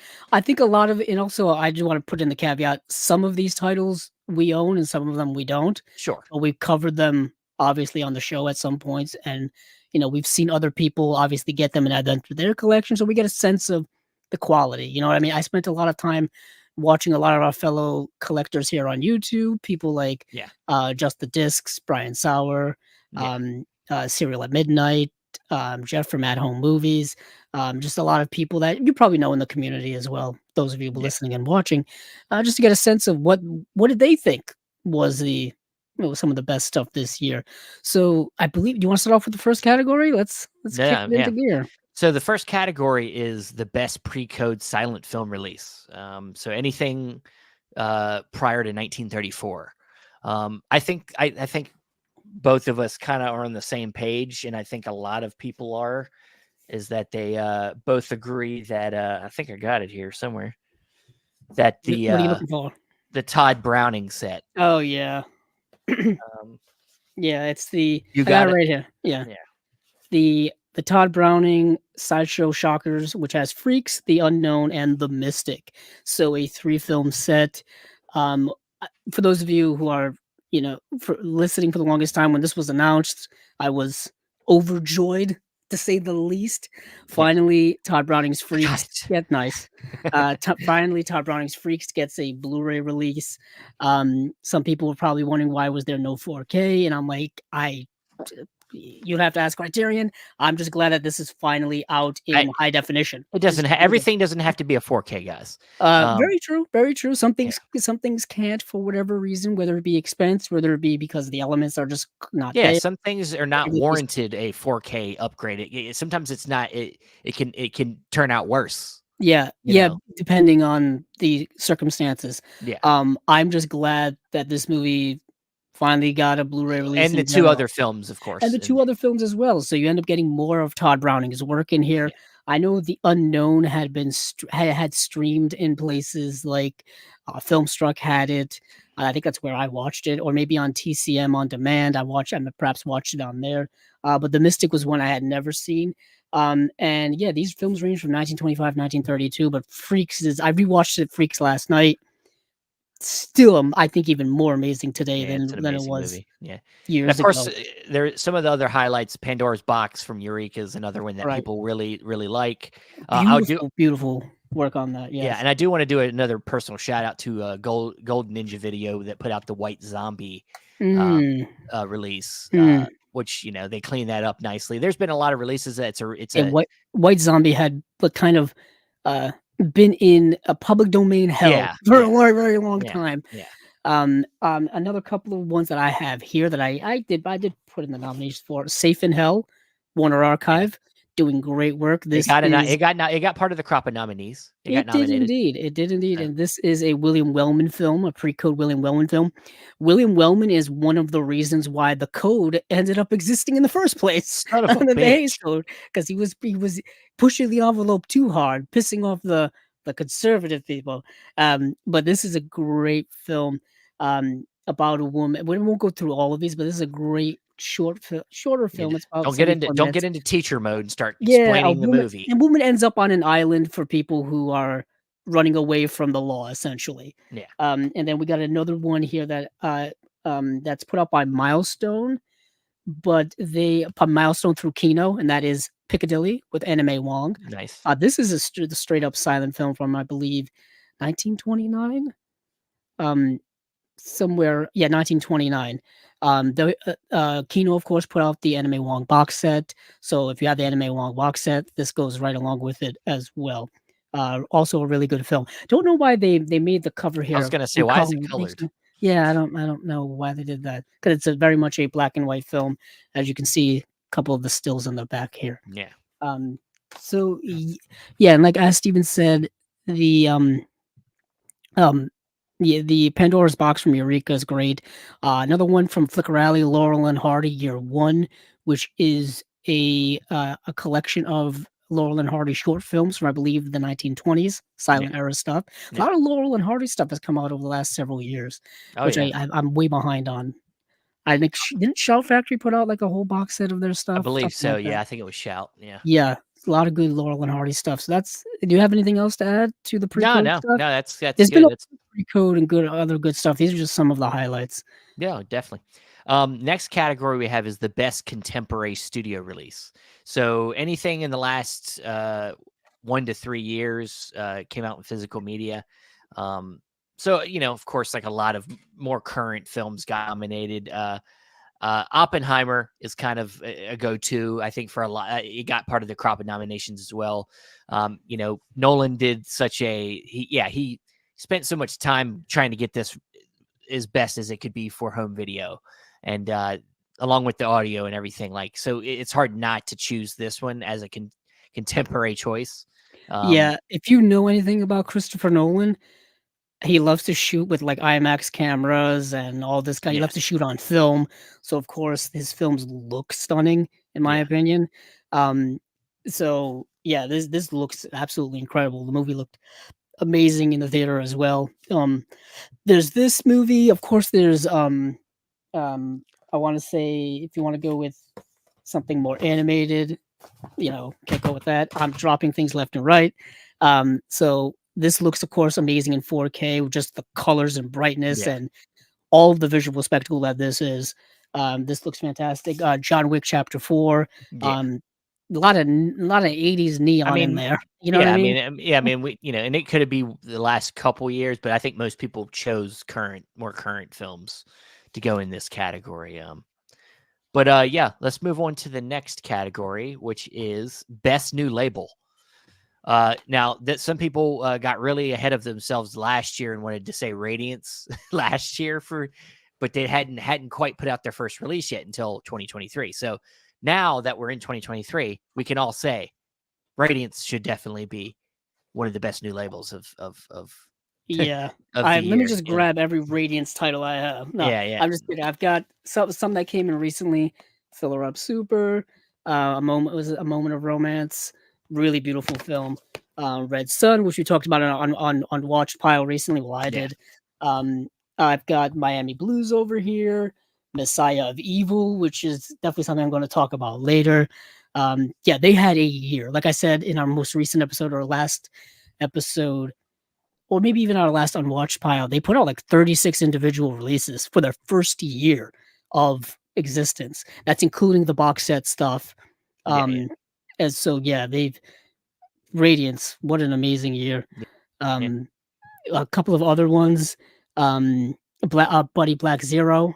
Yeah, I was gonna Fr- say Stephen Broomer over there with Black Zero, the experimental Canadian films. He put out a few films from that this year. I think he's got more in the works. So keep an eye on Black Zero. Treasured Films.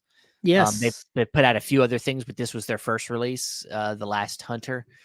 Really nice release. They put a lot of work into this stuff. They're just a couple guys in a small town, like just putting these things together, man, and the passion's there. So them are a couple newer labels. There's also uh, let me see. Well, of course, Janus Contemporaries technically started, Yes. Yeah. this I year. didn't know that actually counted. I Yeah, didn't when I was doing my nominees. I didn't know that actually counted.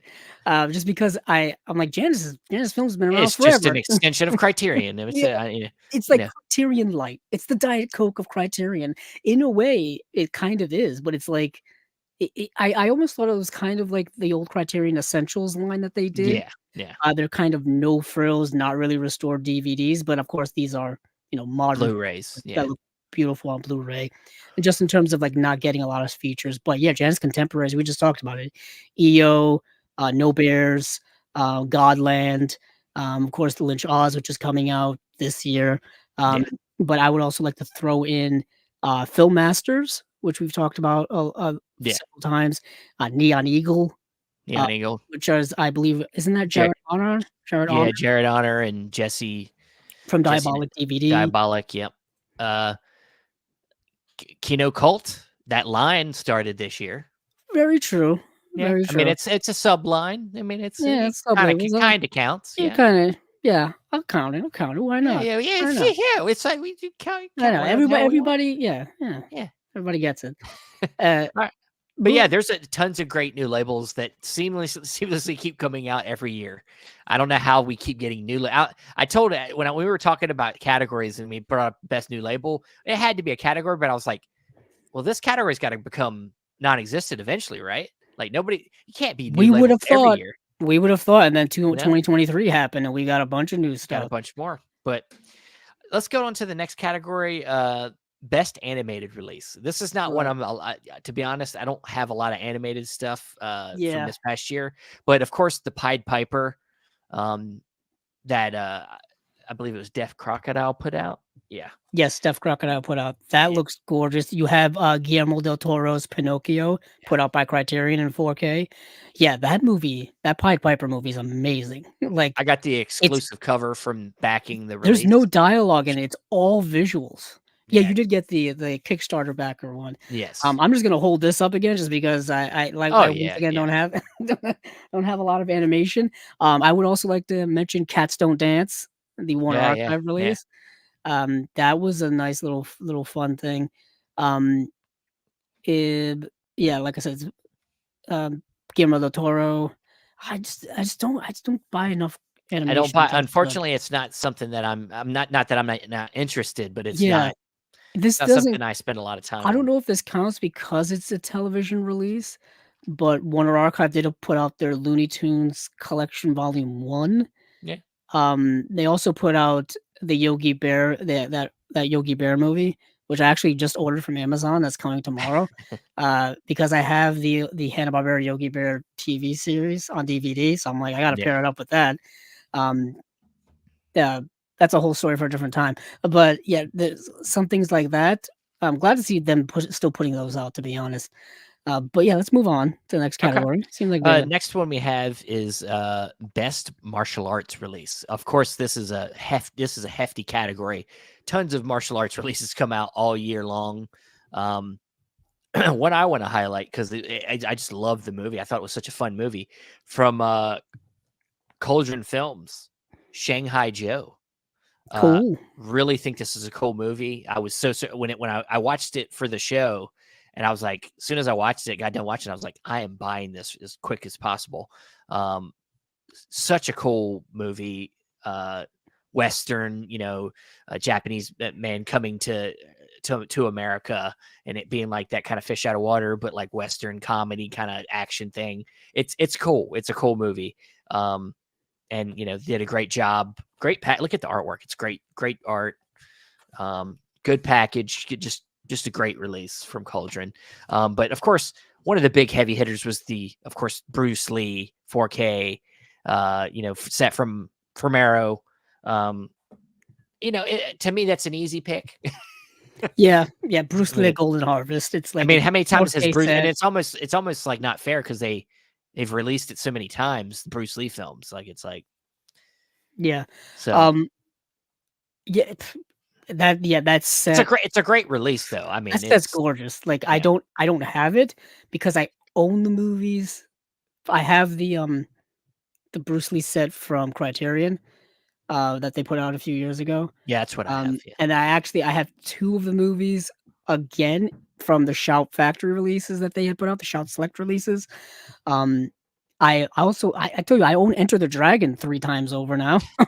And so, I mean, I've owned so much of those movies, so many of those movies so many times. Um, but yeah, that's a gorgeous release. yeah.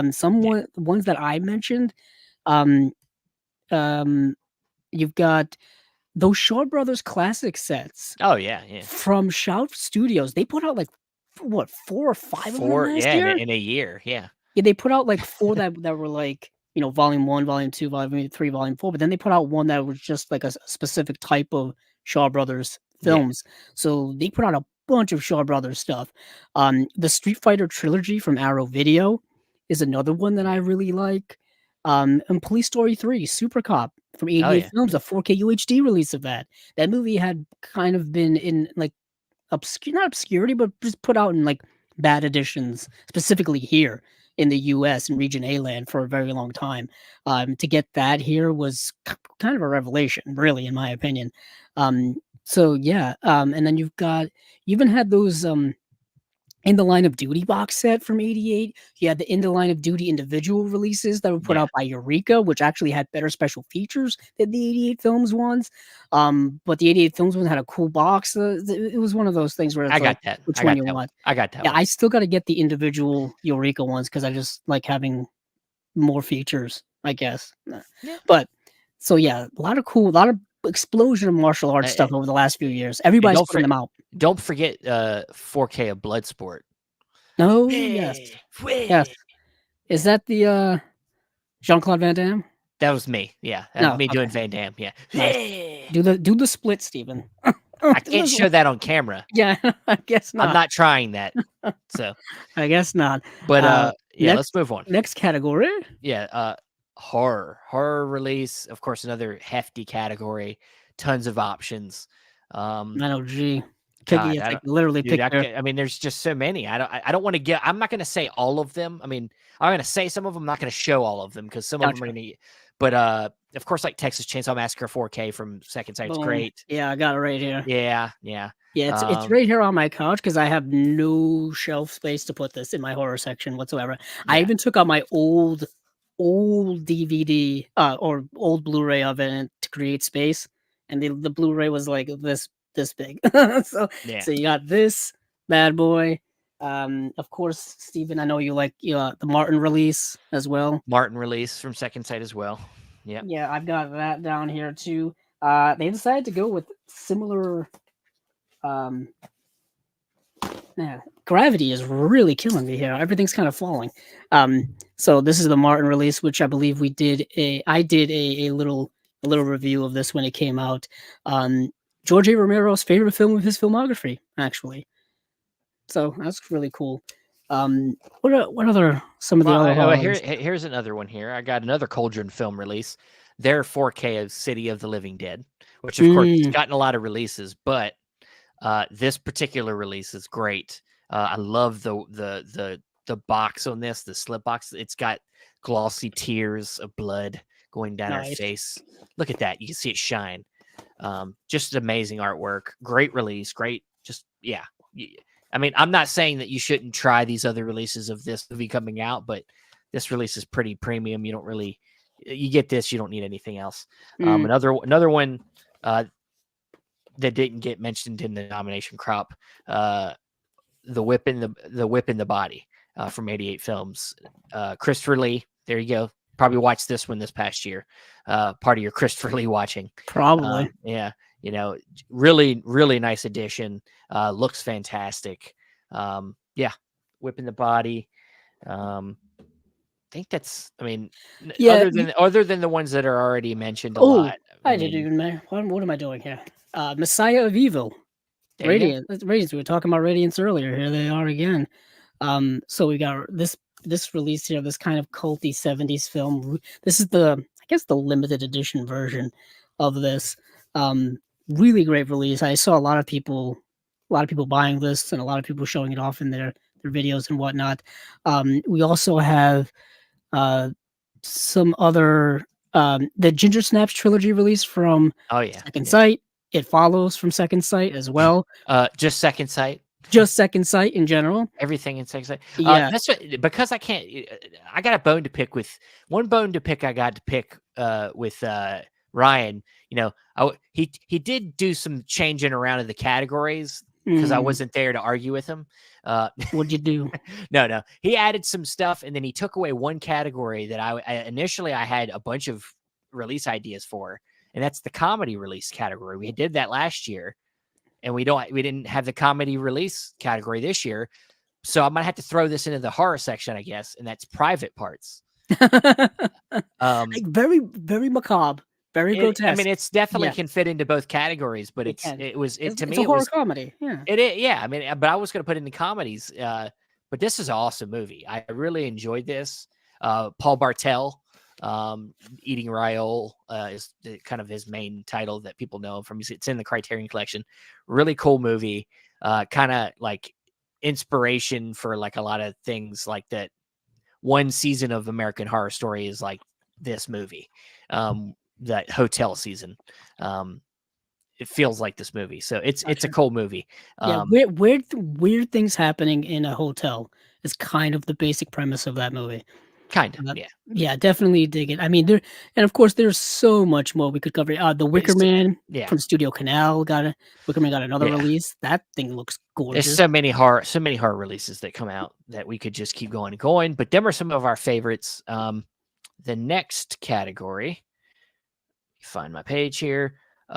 Documentary release. This was one of the newer categories. I think this is a good one. There's a lot of good documentaries that get released every year. One of the big ones, of course, we talked about Canadian International Pictures. This guy right here. Hold on, I have to go back. Oh yeah, the Gun of Satake. Yes. Yeah, I just ordered that during their subscriber week because it was the limited edition was going out of print. So you know me, I see those numbers dwindle. I got to jump on it. Yeah, it's a very important story about Native Americans in Canada trying to make sure that they don't lose their land because somebody wants to build a golf course. Yes. The all important golf course. Because we need more golf courses. We're exactly what we need. Speaking of staying with the Canadian International Pictures, Hitman Heart, Wrestling with Shadows, great documentary. Yeah. Beautiful artwork on this front, back. Bret the Hitman Hart was one of my favorite wrestlers growing up in the 90s, watching definitely WWF/WWE. This also has like a bunch of great special features on it as well. Really, really good release. Yeah, you got this guy right here. How to Build a Chime Machine. Yes, that movie God, is so beautiful. this movie's so So beautiful, and beautiful. it was so unexpected. Like I did Yeah. not know where this movie was gonna go, and it just I was like, this can't like you get the premise, and you're like the guy's building a time machine, and you're like, where's this gonna go? Is this gonna get nerdy? Is this gonna get nerdy? Or is it? No, it's just a beautiful movie about like kind of like the passage of time. Mm, Talking about, I know you love this movie just because that's all you like to talk about is time. it's time, really. You Yeah. essentially, you always, Me every beginning of and the show, you're like, it's like it was just yesterday, or like I it know. feels like we were That's just what talking. happens when you get older. You get very sentimental about the passage of time. Yeah, Yeah, me and Christopher Nolan, clearly best yeah, friends. yeah. Best friends. When Yeah. he wins an Oscar, we all win an Oscar, I guess. Well, I'm gonna wear my shirt. I have a shirt that I'm waiting for the night he wins, that says "In Nolan We Trust" on it. So Nice, yeah, nice. Yeah, that's a great documentary. yeah. So, some other any other I mean, documentaries there's you're a thinking lot. of? There are a lot of good ones. I don't have any other. Let's see. We got Freak Scene, the story of Dr. Dinosaur Jr. Utopia put out, and I see all the Criterion put out the David Bowie. Yeah, Moon Age Daydream. Yeah, yeah, It was actually uh, David Bowie's birthday yesterday or yeah. the I day think so. before. Days are starting to run together, and someone had a cardboard uh standee of like Moon Age Daydream that they put Yeah, up like a memorial, I believe, on his like star on the Walk of Fame in Los yeah, Angeles. Yeah, Moon Age Daydream. What a dreamy film. Put that 4K was put out by Criterion for anyone interested. I yeah. think you can watch it on the Criterion channel for those of you interested as well. But yeah, let's move on to the next category. I Well, the feel like next we've covered couple ones documentary. will just be like these are more technical categories. The audio Go on. video presentation, Ah, which is very, it's tough. I mean, that's more of a, I wouldn't say it's subjective, but it's like the technology for these releases are so great. A lot of things are good, well, yeah, it's also for those things, it's kind of tough to judge that depending on your personal home entertainment yeah, setup, and your really. yeah, your setup. Yeah. So, Some I of mean, us have essentially, most things that were nominated and most things that are deserving are things that are newer and things that are, um, have had a lot of time put into them. Like Titanic got audio yeah, presentation. James Yeah, Cameron, yeah, Oppenheimer, the Oppenheimer once Texas again. Chainsaw Massacre got The Yeah, Exorcist that 4K, and a lot of similar things like that. Video presentation. One that got nominated that I'm happy is the 4K for From Beyond, from Vinegar Syndrome. I That forgot that had come out last year. yeah, What yeah, a what a visual treat of a movie. A lot of yeah. gooiness in there. One that didn't get nominated that I'm a little upset about is Arrow's release of Hugo. Oh, you read my mind, Yeah, my because guy. I thought Uh, that I watched this 4K. yeah. Um, I was like, "Damn, this looks fucking good." I I was like, the movie was I believe it's the only movie that Scorsese has shot digitally, I "Yeah, think, yeah, don't quote me on that, because I at the believe so." time, he had originally done it in 3D, Yeah, and the only way you could get 3D, I think, was shooting digitally. There is Matt Miller says hi. Hi, Matt. I'll say, is the 3D version on here as well? Yeah, there is a 3D version of the movie on here. Yeah, I had only had the 3D edition of this, and then of course this is 4K. yeah. 4K looks amazing. I It thought this looks, looked yeah, stunning. dude. I was like, I was like, what a this was when treat. I got this and I watched this. Like, I already wrote the note down. I was like, this is the best video presentation. Looks amazing. A little annoyed that it didn't get part of the crop of nominations, but of course I typed it in, I believe. So, Oh, did you do that? I oh, actually yeah, what the ones that I feel strongly about, I do write-ins. there you go. That's what everybody should do, because that's Um, an option, and you should do that when you're yeah, voting. if you so choose to. Yeah. Another one for me, I guess we'll stay on the Scorsese train, love train here. Main Streets in 4K. Oh yeah, yeah, So there's this edition that came out from Criterion, and then there's an edition coming out from Second Sight as well. I think both are going to have very similar video presentation. I think they may be done from the same master, but I thought that this looked absolutely incredible. I think this is actually the first time that Scorsese has kind of approved or looked over or worked on a home video presentation of the way he wants the movie to look visually. Yeah. I believe I read that somewhere. So the old Blu-rays that have been out, the old DVDs have been out, but I guess weren't really done with his input. And of course, they don't look anywhere near as good by comparison with this. The Dolby Vision in this looks very, very good. This, of course, a darker, grittier, grainier film because it's Scorsese in the '70s. I think all movies from the '70s look grainy. I think that's just the grit and the grime the way it was back then with the film and stuff. But yeah, I thought this looked incredible, incredible. Yeah. And of course, Awesome. you got the modern stuff, like we said with Oppenheimer and things like that. I know a lot of people really like Barbarella. I saw that on a lot of best of lists for people. Um, and things like that. Blood and Black Lace from Arrow Video in 4K as well. A little giallo action, of course. That's always going to be a visual treat. Texas Chainsaw Massacre, that Yeah. 4K set that I was showing off. Um, that's a. I mean, you can't make that movie look much better than you already are. Yeah. It's a 16-bit 16 millimeter movie. Film from the 1970s. It can't. I think we've reached it, Steven. I think we've It's got it. the peak. Yeah. I don't think We you got need to the buy peak. that movie again. Um, yeah, I just don't think. I think this is it. I think this may be it. Yeah. Yeah. So what's the next category, Steven? Next category, one of my favorites, best home video restoration upgrade. So something that has in the past has had not great releases, and it's getting kind of the biggest bump from the last release it's gotten. Yeah, this is one of my favorite. So essentially things that you just been waiting to get a Blu-ray or 4K upgrade that it really took the quality of the last release up a notch. Of course, the Todd Browning Freaks is a big deal. That one's a kind of a go-to. The other thing I thought about was the indicator set of the Michael J. Murphy. I mean, that whole thing is like a rescuing job. I mean, Yeah, you should just those things were on. talk to Michael Brook. He'll tell you how painstaking that release was. Yeah, that is a rescue job all on its own.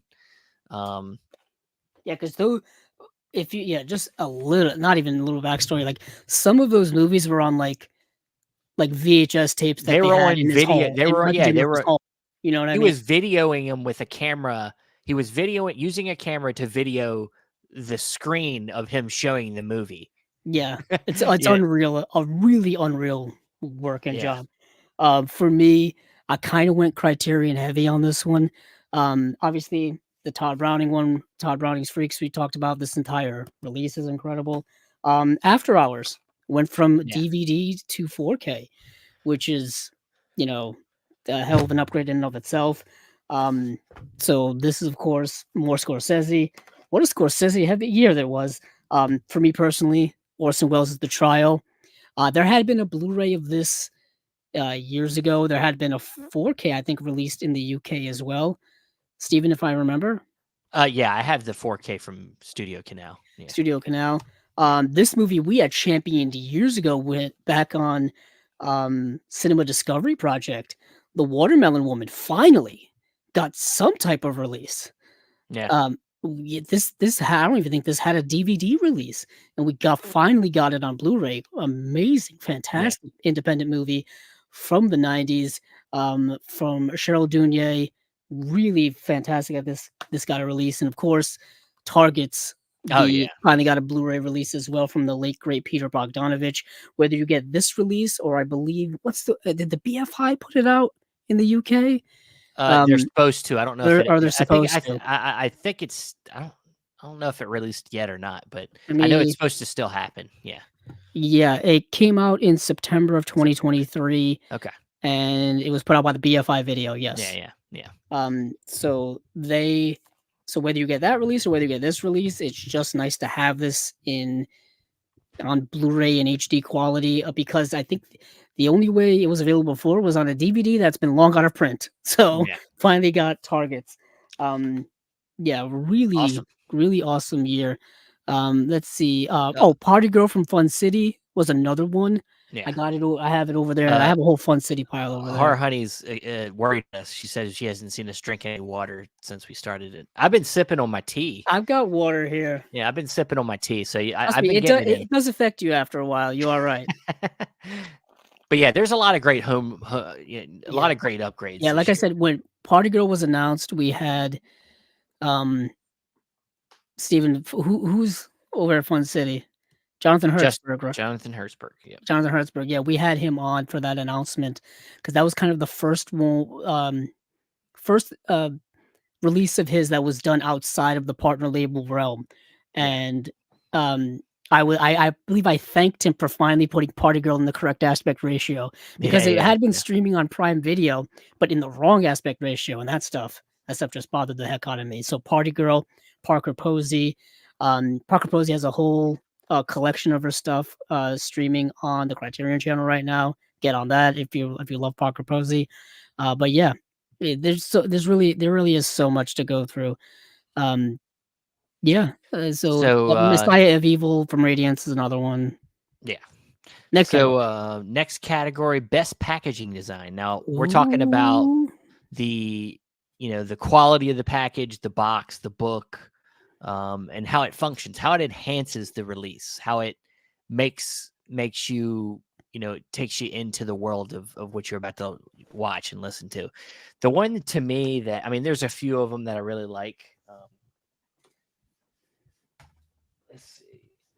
The main one for me. Yeah, for those of you who aren't quite familiar, Steven is a box set fiend. I'm a box set fiend. So when it comes to the box set stuff, yeah, I'll have a lot of them. But the Black Manuel set is to me one of the best sets of the year, one of the best design sets of the year. Look at the thickness. Pinwheel thing here, is just an added touch that just makes it awesome.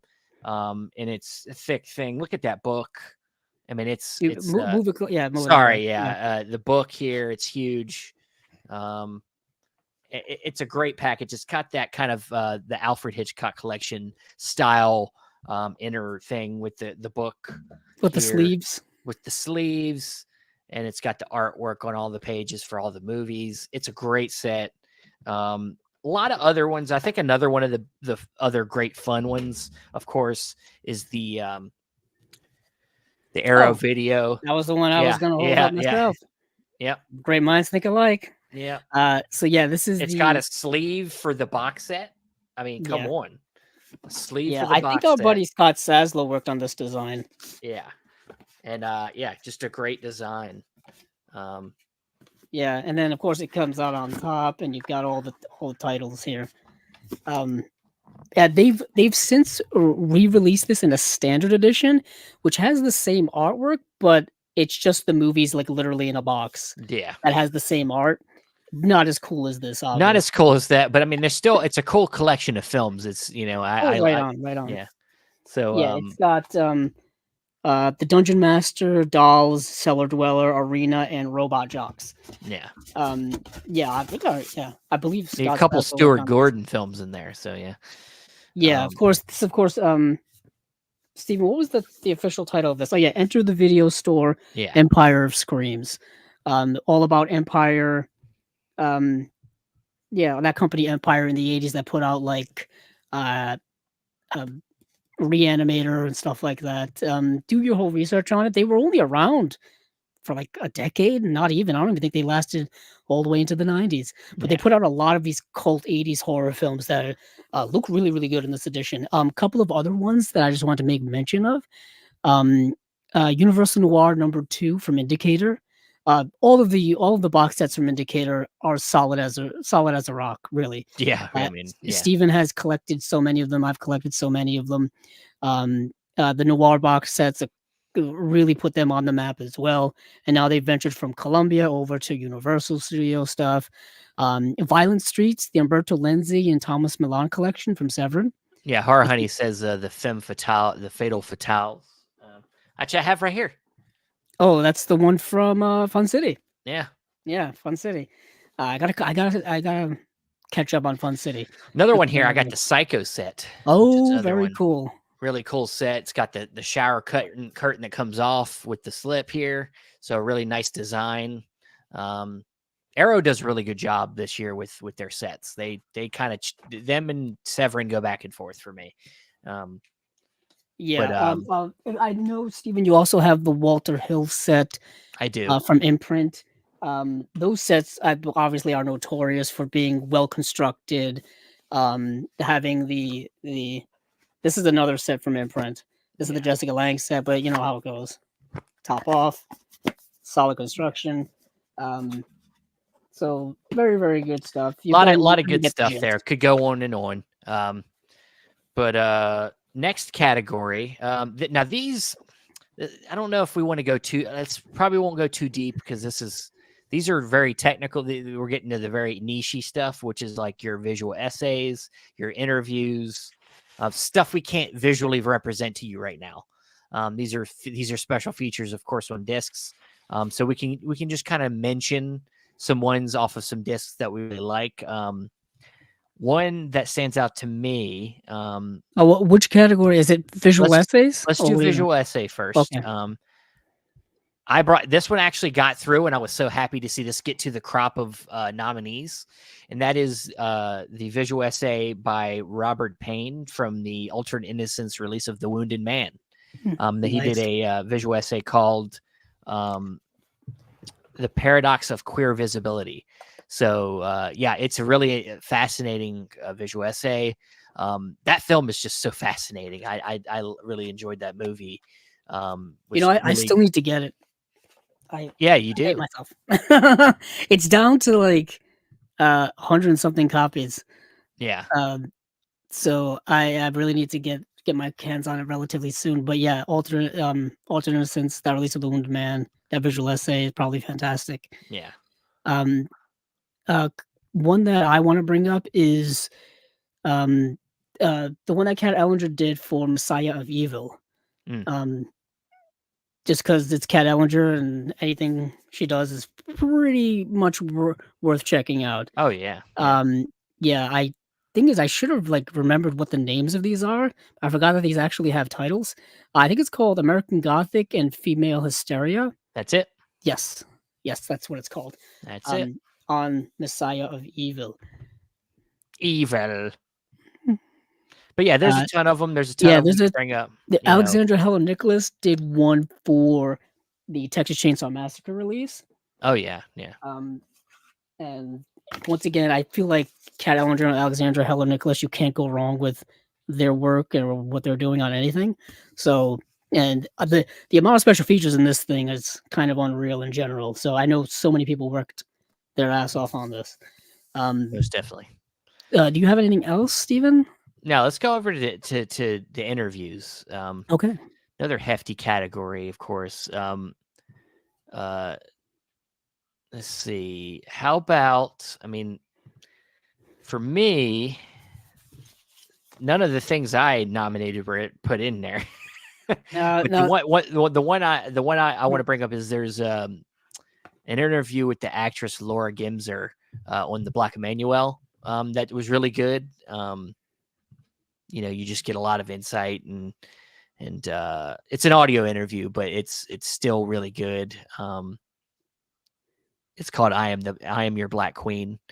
But yeah, there's any that you want to bring up? Yeah, I wanted to shout out, one of our earlier guests was Justin Beam from Reverend Entertainment, and he worked on the special features for this, including the interviews that went into this release here, which is the JFK 4K UHD release from Shout Studios. And I remember him posting about on his social media of getting to interview like Oliver Stone and doing all those cool things. An incredible interview that we did with Justin Beam, coincidentally, way back when. Just getting into his work and just all the rather interesting people that he's gotten to interview and work with over his time. Check out Reverend Entertainment, check out his website. He has a list of all the credits there. But this was one that I definitely wanted to mention. Awesome. Let's move over to commentaries. These are always really fun too. A lot of good commentaries. The Fatal Games with Amanda Reyes and Bill Ackerman is a big one. Picnic it. There's one. I don't have the name here, but Amanda Reyes and Bill Ackerman doing the Texas Chainsaw Massacre I was was a gonna big say one. Texas. Yeah, you see them on there. Alexander Helen Nicholas and Josh Nelson, that Yeah. dynamic duo of commentating, Oh yeah. Yeah. did one for Picnic at Hanging Rock, the second site release, which I Yes. feel is such an underrated release. I remember we talked about it when it was announced, and then it kind of came and went. A beautiful artwork on that one, by the way. Yeah. But yeah, so that's very interesting. There's one that got nominated here was the Sam Deegan Zero Women Red Handcuffs Neon Eagle release. That one was interesting. I had a Kat Ellinger release. Yeah, Kat Ellinger did one for one of the four classic, the Savage Guns, four classic westerns. Yeah. I believe she did the Lucio Fulci film that's in that box set. She did a commentary for that, Yeah. which makes me want to get that set even more. I got to get those spaghetti western sets from Arrow. You got anything else, Steven? Now let's move on to newly written essays. So the one I don't think any of mine got put through.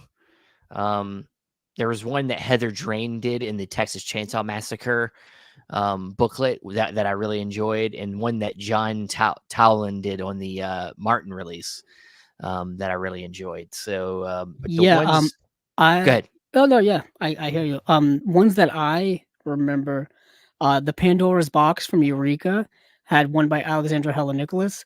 Um, I believe you. I mean, if you need any type of reference as to the writing quality of Alexandra Helen Nicholas, Stephen has one of her books. I So, do, I yeah, do. yeah, I can't reach it right now, but it's yeah. sitting over there. It's sitting over there. We had an interview that was with her that was going incredibly well, and then It technical got somewhat difficulties cut short before we could talk about the got book. got cut short because of inclement weather was affecting internet issues and stuff like Yeah, that. But yeah, a wonder of a person, fascinating mind. A couple of another one that I want to make mention of is State of the Union from Indicator. There was an essay written there by our friend Raquel Stetcher, who we had the yeah. honor of interviewing as well. Very nice to see her work show up in that. A TCM fan and someone who I've been following many years when it comes to learning about classic cinema and all those things, especially her book collection and things like that, and just a great person. Another one was Crimes of the Future from Second Sight. Rich Johnson, our buddy Rich Johnson, Yeah, Rich. did some writing for that as well. He writes on a lot of things in general. Um, very cool guy. He showed up on our 100th episode special extravaganza we had. I think he was our first guest on there. He He was. was He here was. before we even started. I know. I was like, what the hell are you doing here? Yeah, a super nice guy. He always when I post on Twitter about sharing our podcast episode or he always likes the post and whatnot. So he's super supportive guy. Check Yes. out his work and whatnot. So yeah, that's the ones I mentioned. Awesome. Always tons of that's it's the most probably the most neglected thing in any of these physical media releases. I think is the booklets. Mm. Probably get a little neglected because we want to put the things in the player, watch the features, but sometimes in booklets I think get neglected. So that's take some time, read your Yeah, booklets. we don't really see the credits as well. You know what I mean? In terms of because it was actually tough trying to find. Man, usually the booklets say who wrote the Well, I meant essays. but I mean online. Like if I wanted to Well, find not online, but yeah, I wanted to yeah. find somebody's work. I had to do some digging in terms of finding Kat Ellinger, finding Alexander Helen Nicholas, finding our buddy Rich Johnson. Just buy the releases, damn Yeah, it. thank you, Steven. But then, but even on the releases, they maybe they don't really put them, front and center. Yeah, You know what I yeah. mean? You gotta get in the booklet and It's gotta okay. look for the credits. It's all right. It's extra steps, extra work. But anywho, next Come on, man. category. Next category. Next category, best annual slate. One of the most uh, Hotly. hotly debated categories for me because I kind of Really? find it redundant, but it's okay. It's okay because to me, it's all right. I know it's everybody looks at their collections differently. This particular category, it kind of wants you to focus more on the films, like when you're looking at a slate of films for the year from from a particular label, which one stood out? Which label stood out to you the most? I think Criterion's always kind of a top notch. What they're releasing is always pretty high up there. Radiance, of course, their first year they knocked it out of the park. I think that they Kino puts out so much. It's hard Yeah, not to put Kino Kino's in had there. a year. Yeah, Kino's had a big bold year with their 4Ks, especially the 4Ks of like the train. And one that I picked up recently was Thunderbolt and Lightfoot. yeah, Um, Beautiful release. I mean, we just talked about earlier how they're putting out, two William Friedkin films this year. Speaking of William Friedkin, To Live and Die in L.A. was a very, very hot release that I know a lot of people bought. It's tough to find that release now with the slipcover.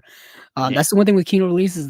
The once the slipcover is gone, they get very expensive to find online. yeah. And so that yeah, they had a hell of a release. They put out that Columbo set, which looks great, even though they had some extras issues, special features issues. Apparently, the quality of that looks fantastic. I know it's more TV than movies, but still, quality release, quality release. Yeah. Like we mentioned, I would say Severin, Vinegar Syndrome, our usual friends in that regard. Even Indicator, I think had a Oh, solid year. Indicator. Yeah, I mean Um, they continue to push just interesting cinema. Just yeah, I mean the they're launching a 4Ks was really yeah, this their year. 4Ks launching with all the Jean Roland stuff. Yeah, I might as well bring these out. The Jean Roland 4Ks that I got for Christmas because I had a Jean Roland Christmas, I guess. Yeah, yeah. Nothing says holiday season like vampires, blood, and Yeah. gratuitous nudity, I guess. Horror Honey's leaving us. She's going to go watch some movies. Thank you for sticking with us. And she's going to Awesome. Thanks for watching. watch the rest tomorrow. So great. Thank you. Thank you. Yeah, so many good I mean, we could just name all, we don't Yeah, complain. Arrow Video as well. Yeah, we don't Arrow complain. Video. Arrow Video always has a solid slate. The It Rocksteady comes down to just 4Ks. personal preference more than anything. Yeah, it really Uh, comes down to what you collect from whom. yeah, Really, it you really is. know. So, um, next category, steelbooks. Best steelbooks, another new category for this year. I'm not really a steelbook collector. I know a lot of people love them. Of course, the crop's gonna get smaller with Best Buy closing. Yeah. That So which were that their that exclusive steelbooks. Yeah, yeah. But the one I put in was the Warm Bodies steelbook. I thought was really I own it. It's one of the only ones I bought this year, and I really enjoy that. It's a really nice steelbook visually. The art is great. But some of the other ones that have been nominated, The Mist got a steelbook. Mm, I did get the 4K for that, but not the steelbook I version. do have the 4K of that Yeah, full as well. yeah. Point Break also got a steelbook. I got the 4K for that, not the steelbook version. My Best Buy still has one copy left of the Point Break, not the steelbook, but the regular edition. Oh, Yeah. I went there. I just touched it. The disc is loose and it's rattling like a maraca. And I was like, "Yep, that's Best Buy I for was you." about to be like, why are you just touching stuff? I Weird. at a store. You You gotta just check the quality, you know. but Uh, but yeah, I mean there's the Wicker Man got 4K steelbook releases and yeah. some nice artwork to go with that. This one I put kind of out of spite because I wanted to get it and I never did because my Best Buys just didn't really. Well, they had it and then it sold out very quickly. The John Wick Chapter 4 Best Buy exclusive steelbook because I Yeah. have the ones for the first 3 films, so I will not buy that movie until I find that specific edition because I'm that OCD Yeah. about it. Yes, you are. Unfortunately, eBay it's like $50 to $70 for them, and I'm like, this is wild. What would Keanu Reeves think? People scalping his Whoa. stuff. Whoa. I know the Fugitive 4K UHD release steelbook from Best Buy. The cover art looked much better than the regular edition release that Warner Brothers put out. Yeah. Because that's still just very off-putting. Yeah. I'm not yet again. I used to be big into steelbooks, not so much over the past several years. Yeah. So moving on from there, I would Awesome. say. Good place to move on My to. favorite category, best box set. Oh, I've here already showed we off go. most of them. I know. To me, most of the best box sets we've already showed off. The Arrow video store set, the Psycho set, the Black Emmanuel set. One that I'm going to bring up that I think has just criminally been overlooked Oh, here for we this go. year. Here Yeah, it comes. Boom. the Lucas Moodysson set. That Yeah, came out way back in this came January. out in January of 2023, and Yes. this honestly set the precedent for me personally as a Yeah. collector as what I wanted box sets to be for the rest of the year. Like Yeah. it set the bar so damn high, so damn high. Look at it; it's got heft to it too. This Oh, is this heavy. thing is you could knock out your neighbor with this Yeah, thing. you could use Um, this as a yeah. weapon. It's hefty. It's got tons of films in here, all in the sleeves. Everything's well protected. The book is it's a thick booklet in here as well. Yeah. Beautiful cover art. I believe Ton this was also worked on by our buddy Scott Saslow as well. yeah, tons of features with the director in this as well. His thoughts on his films and most of, and I'd say about every film in here is great. I Yeah, mean, like that's very the very good thing good. too is like a lot of good films. Specifically, I mean, fucking Amel is kind of really great. Yeah. Oh, Lilia Forever. That yeah. movie's rough. Dark. Yeah. Movie's rough. I'll send you down a sad place. You feel really sad after watching that movie. It's one Yeah. of those movies where afterward you need something to off balance yourself. You know what Yeah. I mean? You need to watch We Are the Best. Yeah, I'll say this is the book. It's a hard book Yeah, yeah. plus an extra booklet. They went really all out with this set. Um, Yeah. and it kind of got like Steven said, it kind of got lost as the year went on because it came out in January. Yeah. You know, but for me, it was something I think I got for my birthday. That's how much I wanted it. Yeah. My birthday being in June, so I had to wait like 6 months. Agony, if you will. But yeah, just a really fantastic set. Can't say enough about it. Yeah, it's to me it was I know I'm spoiling it, but it's maybe my favorite release of the year. Yeah, I feel This you is on that yeah, one. yeah. Another couple of box sets here, renowned westerns from put out by Criterion. These are the westerns by Bud Bedecker, starring Randolph Scott. This is a 4K box set from Criterion. I believe, I think it's the only 4K box set they've put out. I want to remember, perhaps. Yeah. They also put out the Pasolini 101 box set, which ever evades me because I just can't bring myself to buy it. I don't know why. Yeah. One day I will. It will be mine. But this set here, they went back to the old, like, fold out method of box setting, which they haven't really done. They've gone with the thin packs. They've gone with the ones they did for Godzilla, where you got the discs in the little holder areas, which not really the best way to do it. A couple of other box sets here. You've got Small Axe. I think Small Yeah. Axe counts as a box Yeah. set. Yeah. It's the Steve McQueen movies that he did on Blu-ray. Really nice cover art. Very very compact. Very compact. Like I mentioned earlier, the imprint doing their line of actor centric film focus sets, doing their director focus sets with Sidney J. Murphy, Sidney Lumet, Walter Hill. Um, uh, yeah, they've done so many beautiful sets like that.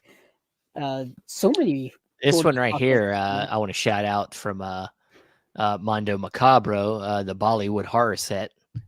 This was a trying set for them to put out, and they got it out, and it was well worth the wait. I mean, it's a lot of cool films in here. Mhm. They take a while to watch. These are all very long movies. They don't make short movies over there. But there's some cool movies in here, and really great set from Mondo Macabro there. Yeah, we mentioned the Michael J. Murphy set, Yeah. the Enter the Video Store set. We mentioned, What was the one they did the Osmond yeah, family? yeah. Yeah, What that's another is, one. yeah, Steven, did you end up getting, um, what's that other set? Um, The Todd Slaughter Todd set. Slaughter. Yeah. It's in the mail actually. It's Oh, coming. okay. It's on the way. So, Yeah. but yeah, the Todd Slaughter set's The Todd coming in. Slaughter set, the Coffin Criminal. Joe set from Well, Arrow, that just came out. which I know, which you did a review for it for the channel. Yeah. I did not a review, but an unboxing. But Right. but that's 2024. So Is that 2024? yeah, What a it's not weird, even what a weird time technically to it be didn't alive. come out till next week. Oh, oh, didn't even know that. I got Sneaky, it sneaky. early.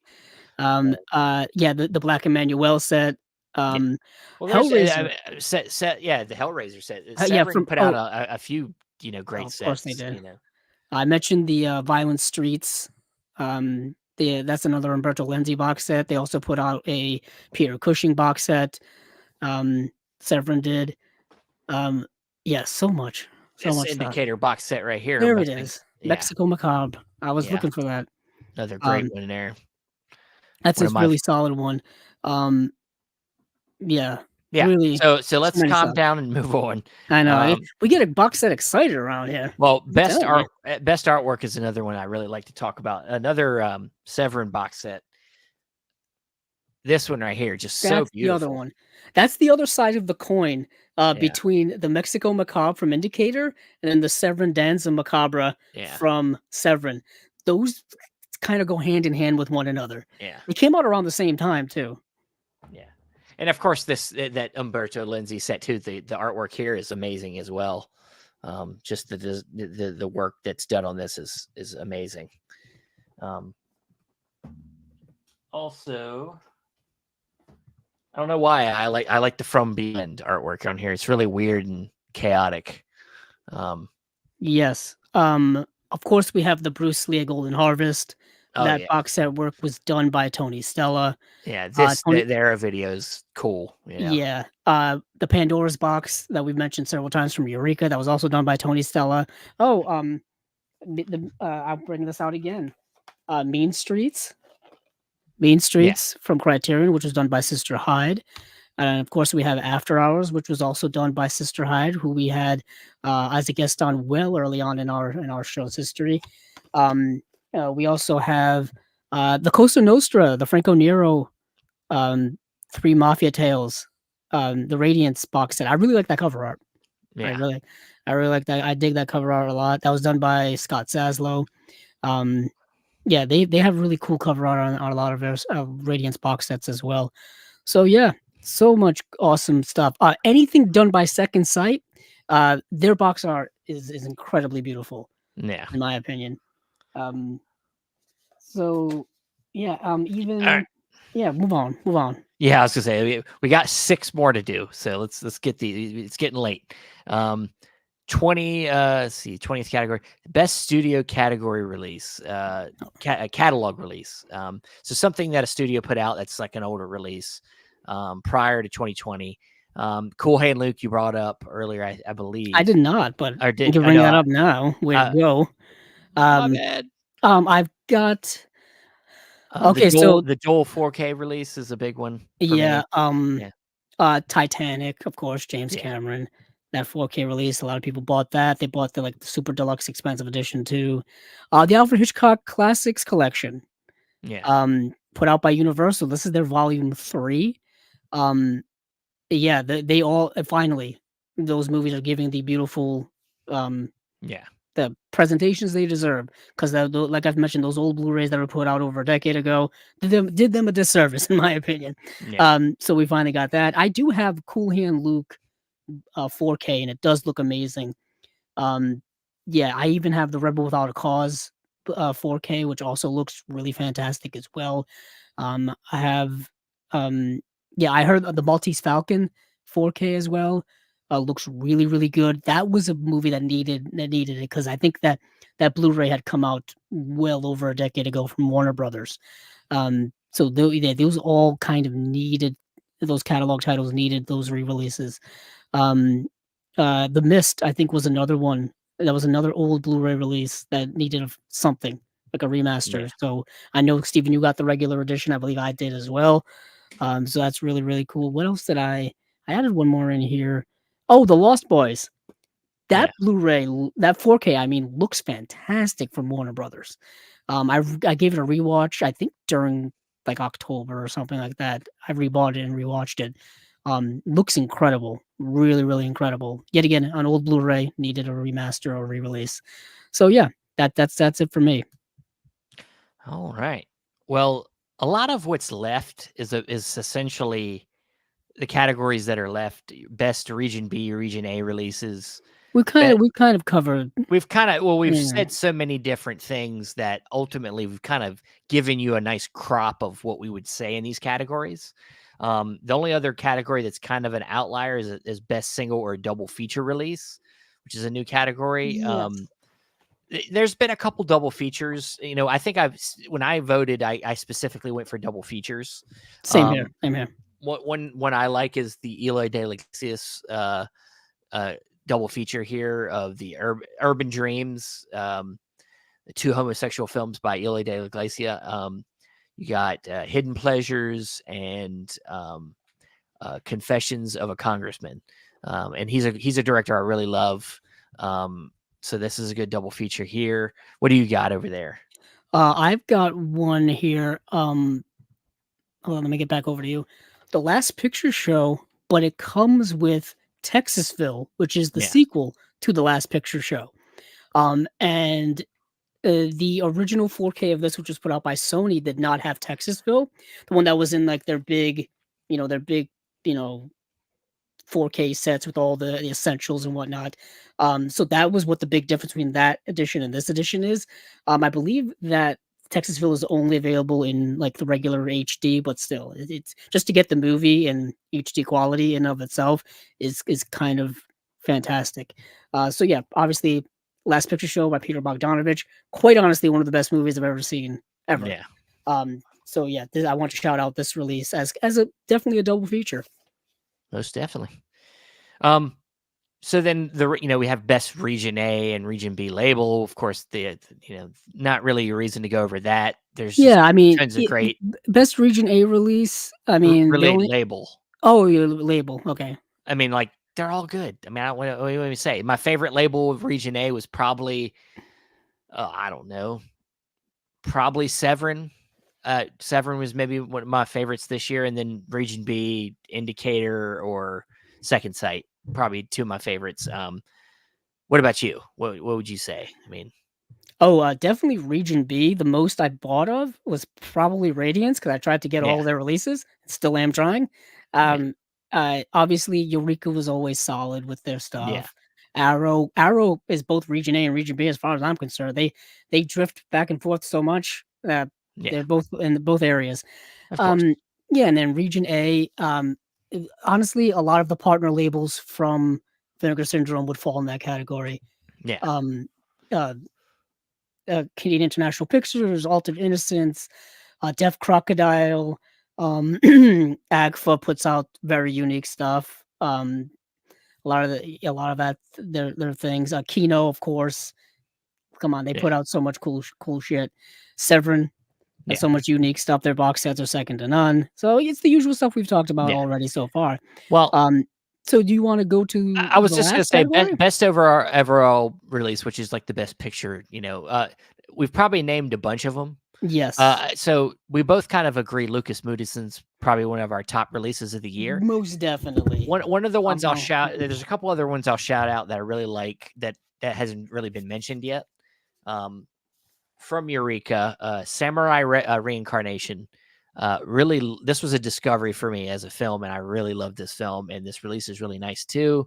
Nice slip cover, good 2K restoration on this. And Tony Mess has a commentary on here. Samurai Fictions, an appreciation of the director in this is really nice. Really good release. And then another one from Severin is their the last horror movie or last horror film release. Oh wow, I completely forgot about that movie.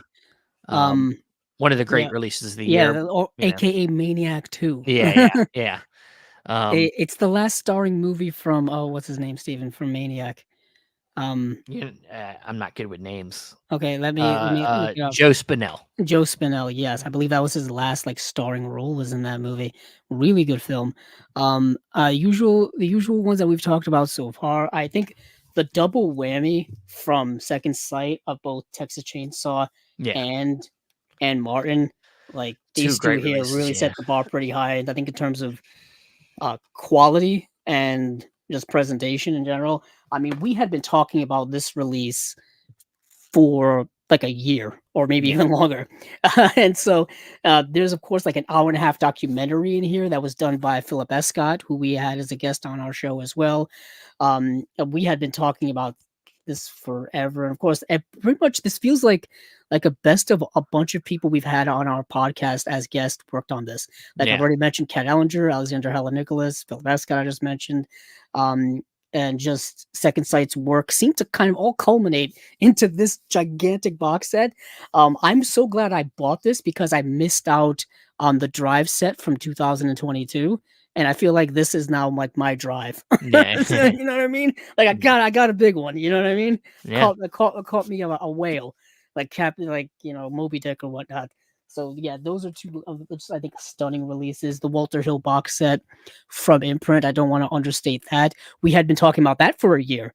That was like mentioned in, I think, what, summer of 2022, and it Oh, yeah. finally came out this year because we had to wait. I don't know what we waited for, really. Maybe the 4K rights to the driver or something. I don't know what the holdup was, but it took like a full year for that release to come out.